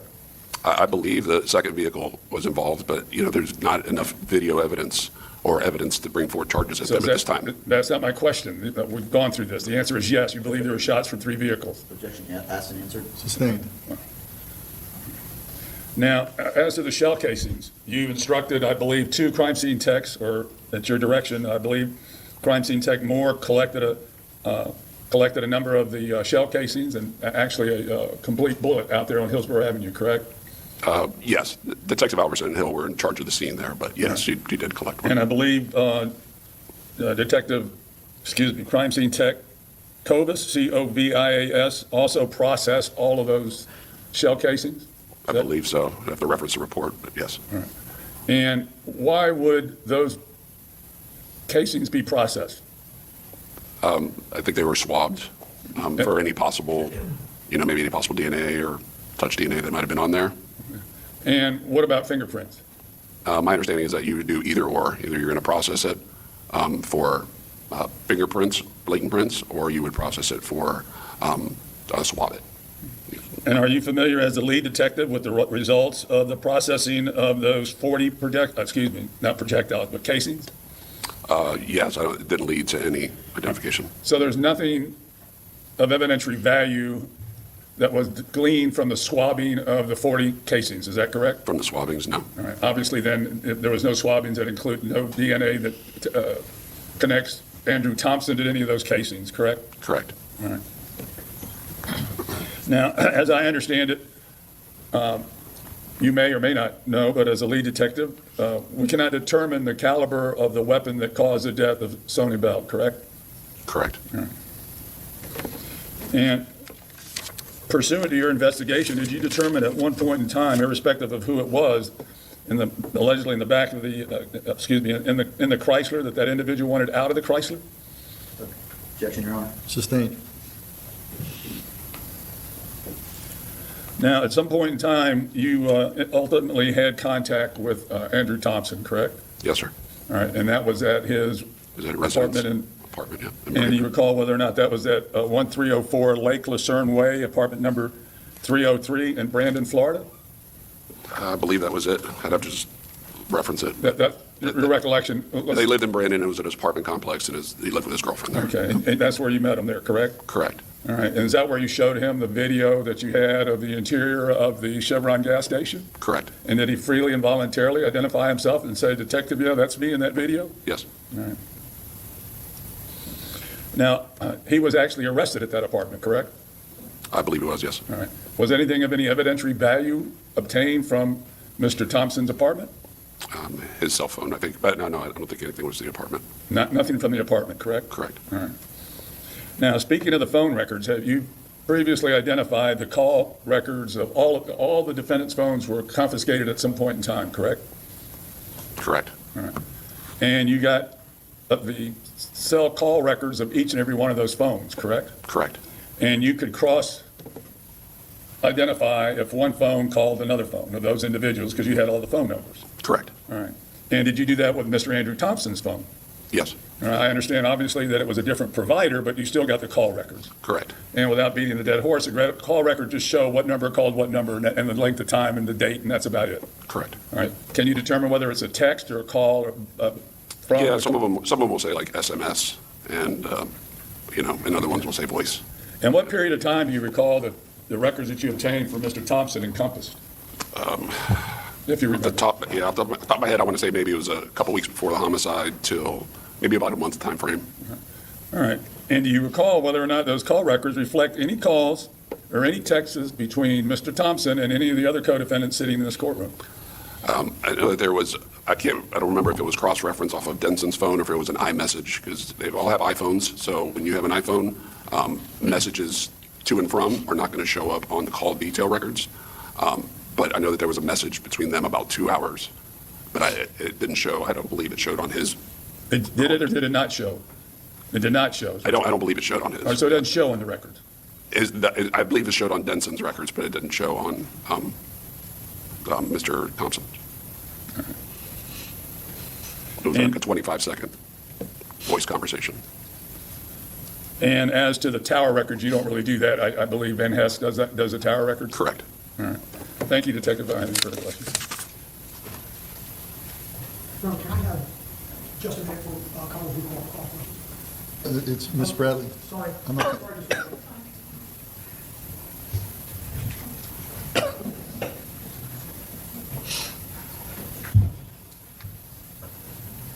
And I withdraw my request at this time, Judge Sue. Thank you. Morning. Good morning, Mr. Bradley. So you're lead detective, but the first place you end up going to is to the hospital? Correct. Okay. And at that point is when you make contact with Mary Harrison and her family? Correct.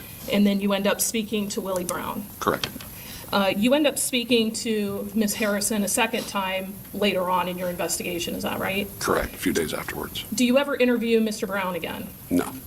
That's the only time you had contact with him was that night? Correct. And when I returned his phone to him, but I didn't ask him any questions. Okay. And that would have been the phone that you testified about that was inside of the vehicle at the time of the crash?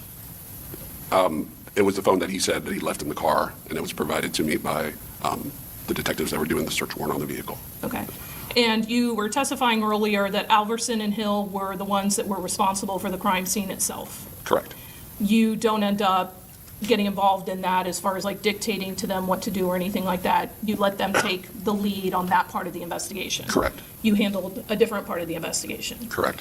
As far as collecting video and so forth, like other detectives are involved in doing that, then you at some point end up viewing that video. Correct. This is an investigation that took a long time before charges were filed against these individuals. Correct. And at some point, you all were in the neighborhood passing out flyers and trying to get assistance from the community if there's any witnesses to this. Is that right? Yeah, I think there was maybe a media thing that was put out. But in terms of like me passing out flyers, I didn't pass out flyers, no. Were other individuals from Tampa Police Department out in the neighborhood trying to knock and see if there was anyone that had information? I'm not 100% sure. Okay, so you're not aware of that. I'm not aware. On that night, August 22nd of 2021, was there ever an active pursuit for a suspect? I don't recall. And what I mean by that is sometimes people are in the area and they're like, oh, here's where someone goes, or you're trying to protect an area to try to see who's in there or anything like that. Was anything like that going on? I don't know. Okay, you're not aware of it, I'm not aware of it. because you were at the hospital. Correct. Okay. And there were no independent witnesses to what happened? No, and we're located. The only individuals that are giving you information as to the shooting itself are Willie and Ms. Harrison. Correct. Now, you collect a lot of video in this case, and Oh, when wait, you're... let me back up. I mean, there was witnesses to hearing gunshots and ones Right. that responded and, that I interviewed to reference the ones across the street at the principal auto. Okay, but not Yes. anyone that's saying this person shot out of whatever car? Correct. Okay. And when you're looking at this video, obviously it's the different businesses up and down Hillsborough Avenue, correct? For the most part, yes.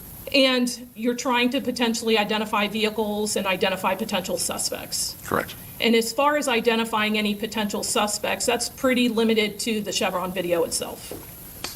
Correct. Kind of coming in and out there, Chevron and the pawn shop videos. Okay, the pawn shop for somebody pawning the gun, Mr. Denson. Well, the pawn shop of, the camera view covering that whole Chevron parking lot. Okay. So, Not a situation where the video itself, you can see either how many individuals are in a car, the surveillance of the cars passing by.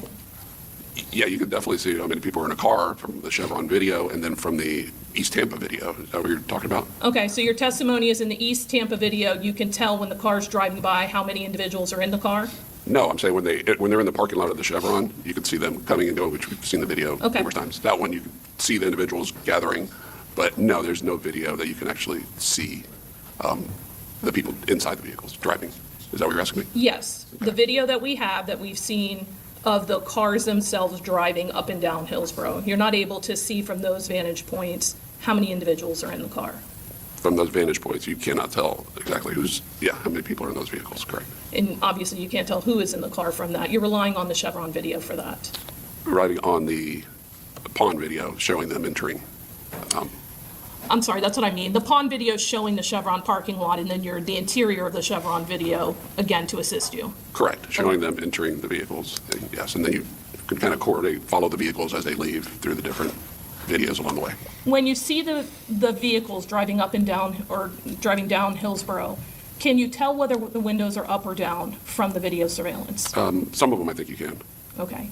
And at some point, when you're looking at vehicle 2, you describe it in your police report as a silver Infiniti, is that correct? Lighter colored silver, yeah, it looked like it to me like it was a lighter colored. Okay. And in your report, it says silver Infiniti when you're referring to vehicle 2. Okay, well, yeah, if I did a lighter silver, lighter colored vehicle. Okay. I just want you to look at the video. Can you see?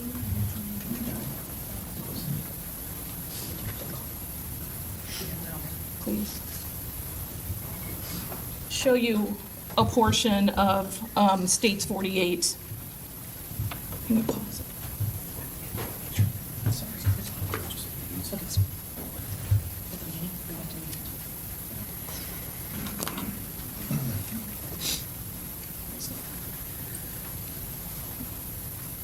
In this frame that we're stopping at, the person in the front, left-hand side on the bottom,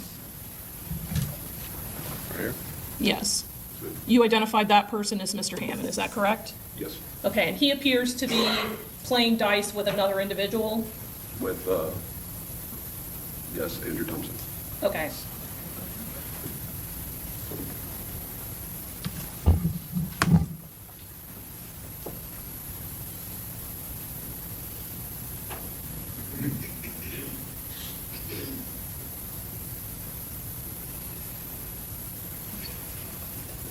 We're going to pause and play.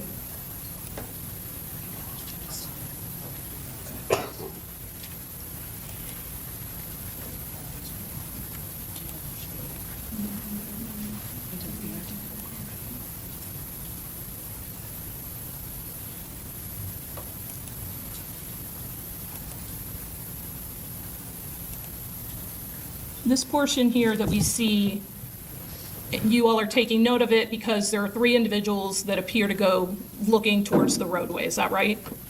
Yeah, at some point, it'll be Willie Brown's vehicle will go by, and then 3 individuals will react to it. These will react to it. Okay.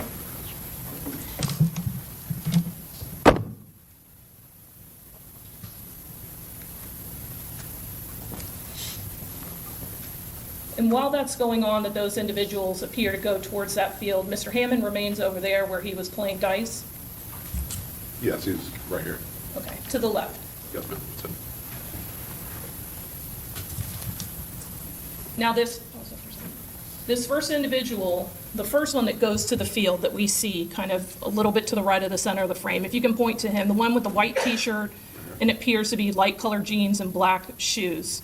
You identified that person potentially?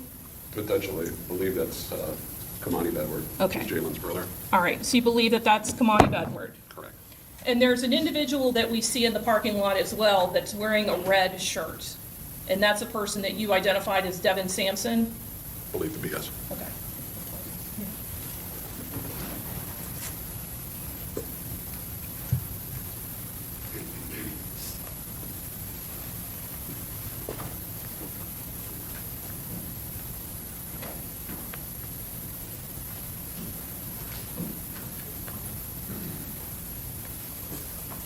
So that's the person that you're identifying as Kamani Bedward appears to be going in that area along with Jaylin Bedward and Devin Sampson, is that correct? I'm sorry, James Denson, is that correct? Correct. And the person that you're identifying as Kamani Bedward, he's running all the way across the street and looking down that way. Correct. And Mr. Hammond's not going that way to that field. Mr. Hammond would be back over here. I have to scroll back out, but no, he doesn't run across the street. Okay. At that point, later on, he does when he comes back, but. After he gets dropped off Correct. later on. Correct.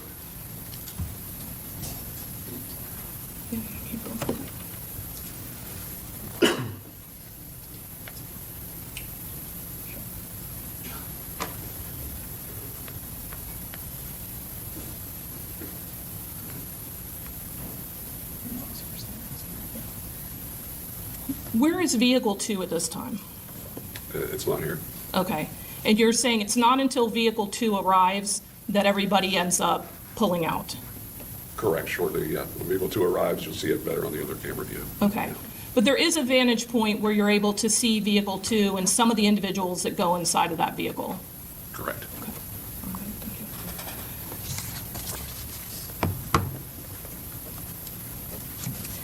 And Devin Sampson, the individual in the parking lot with the red shirt, is one of those people that gets inside of that vehicle? Yes. And this individual with the white shirt that goes across and comes back and goes behind a dumpster and comes back, that you identify as Kamani Bedward, he also gets inside of that vehicle? I believe so, yes. And Mr. Devin Sampson is the only person in that parking lot that has a red shirt on, is that right?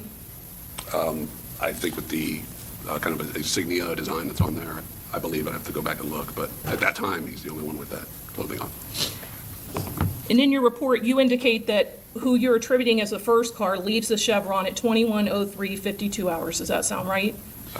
That sounds right. And then the second car leaves at 21:04:05, so just shortly after. Sounds correct.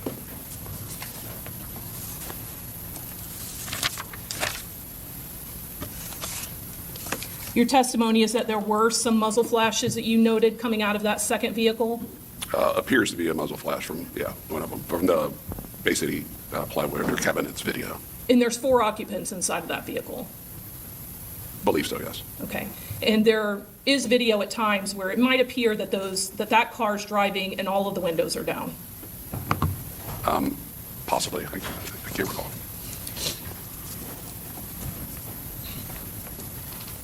You end up speaking to my client, Mr. Hammond, on September 2nd of 2021, is that correct? Correct. And the individuals that are here today, all 5 of them, end up getting charged in this case on September 30th of 2021? Correct. So over a month after the shooting that night? Almost a month, yeah.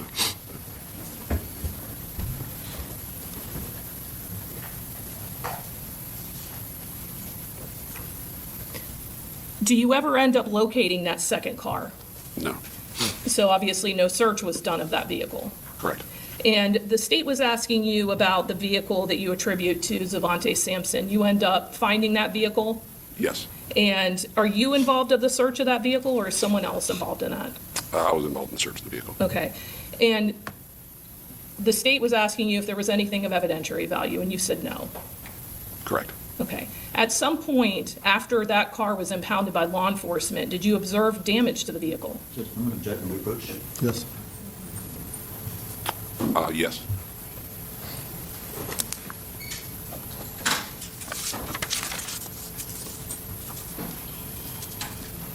So in reference to that second vehicle,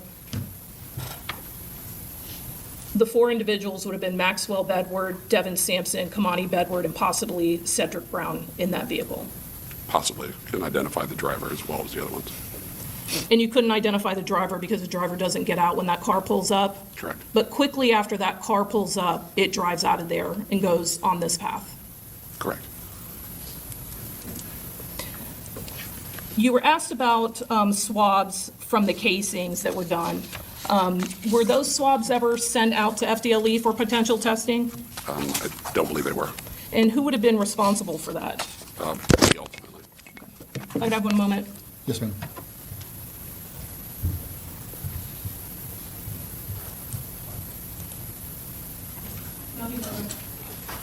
Redirect? Yes, Judge.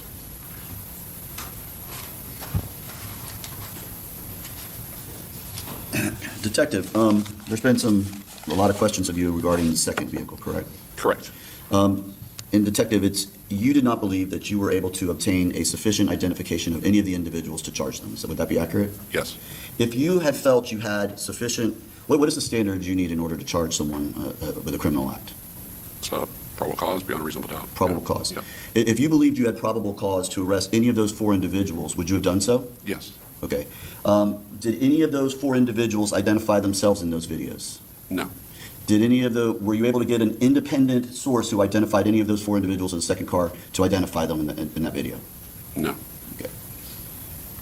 Other than that one potential flash that you see from the second car, is there any other evidence to say whether or not conclusively someone from that second car shot? Correct. Yes. And again, Detective, if you felt you had probable cause, would you have then? I'll move on, Judge. Now, they've asked you about this person who was tentatively identified as Cedric Brown, correct, who got in the car? Correct. I want to be clear, that Cedric Brown has no relation to Willie Brown, does he? No. Okay. In fact, Detective, did you find any relationship at all between Willie Brown and any of the individuals that were at that Chevron? No. You got Willie Brown's call detail records, correct? Yes. Did you find any time that Willie Brown had any contact or any calls with any of the individuals who are named here today, or any of the suspects from the second vehicle? No.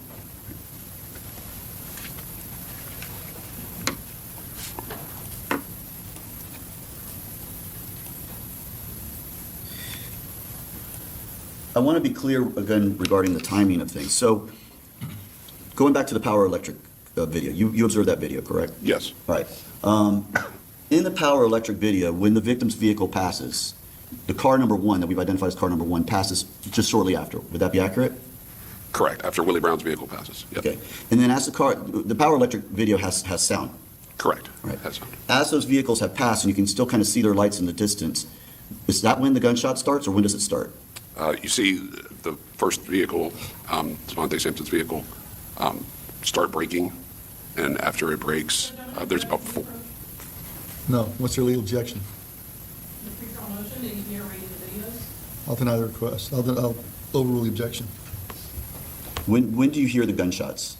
You hear them about 4 seconds after, or on that video, or on the Power Electric, it's like 20 or 9:04:38. Okay. At the time you start hearing those gunshots, has the second vehicle or the third vehicle even passed that camera? No. They haven't even passed Power Electric in order to get to Lorenzo's garage. Correct. And you already hear the gunshots. Correct. So was it possible at all that either the second or third vehicle was shooting at Lorenzo's garage? No. Overruled? Was it possible? No, it was not possible.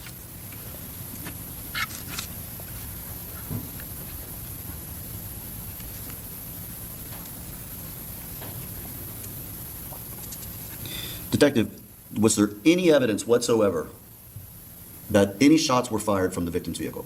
No, absolutely not.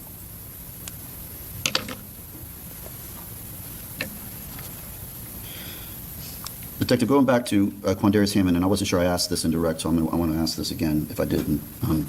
When he was interviewed and he described leaving with Zvante Sampson, or leaving in that vehicle, Did he tell you what happened? Did he explain what he said after that?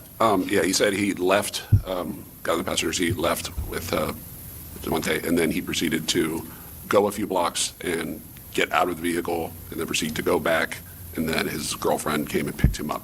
So he told you that his girlfriend had come and picked him up? Correct. From that showroom? Correct.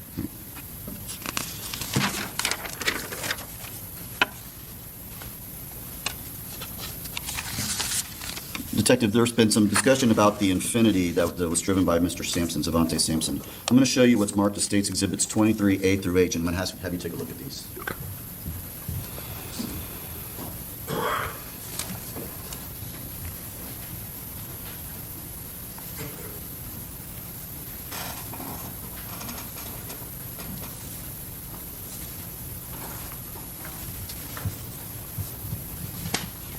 Did you have a chance to read them? Yes, I did. Detective, do these pictures fairly and accurately depict the condition of the Infinity when it was recovered abandoned around Thonotosessa? Yes, it does. All right. And were you present when these pictures were taken? Yes, I was. And these pictures, where are they taken at? Taken at our impound lot at the time. Okay. And so, for instance, 23B, that is in fact, what we're seeing here is in fact the picture of the vehicle that is observed, that Mr. Sampson's observed driving, is that right? Yes. Right? 23C, Yes. 23D, Yes. 23E, Yes. and 23F, Yes. that's the interior, Correct. and 23G, Correct. Yes. and 23H. Yes.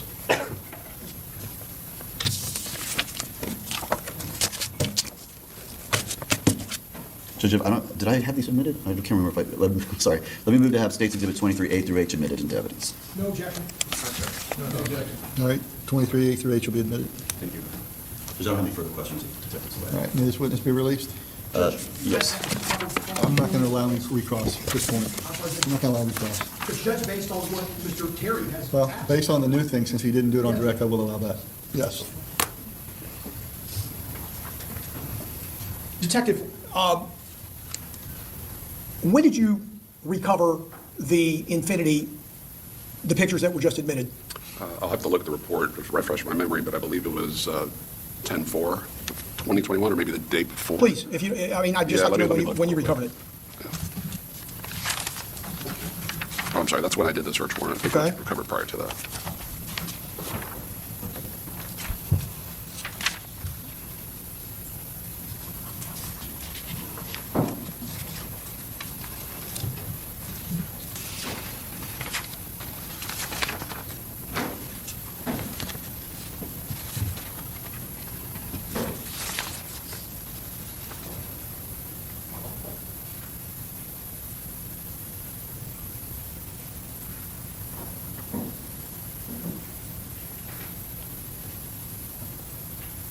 I believe it was October, referencing the report here.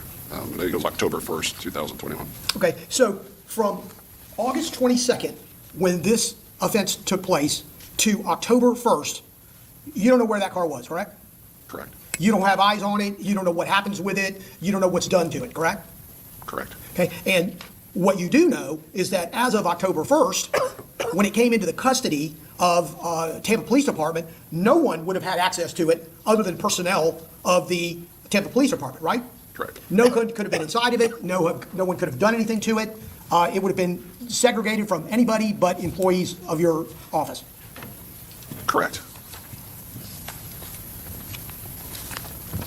And you don't know anything about what happened with it in between all of those days. From here now. Objection, asked and answered. Sustained. I'll go on, Judge.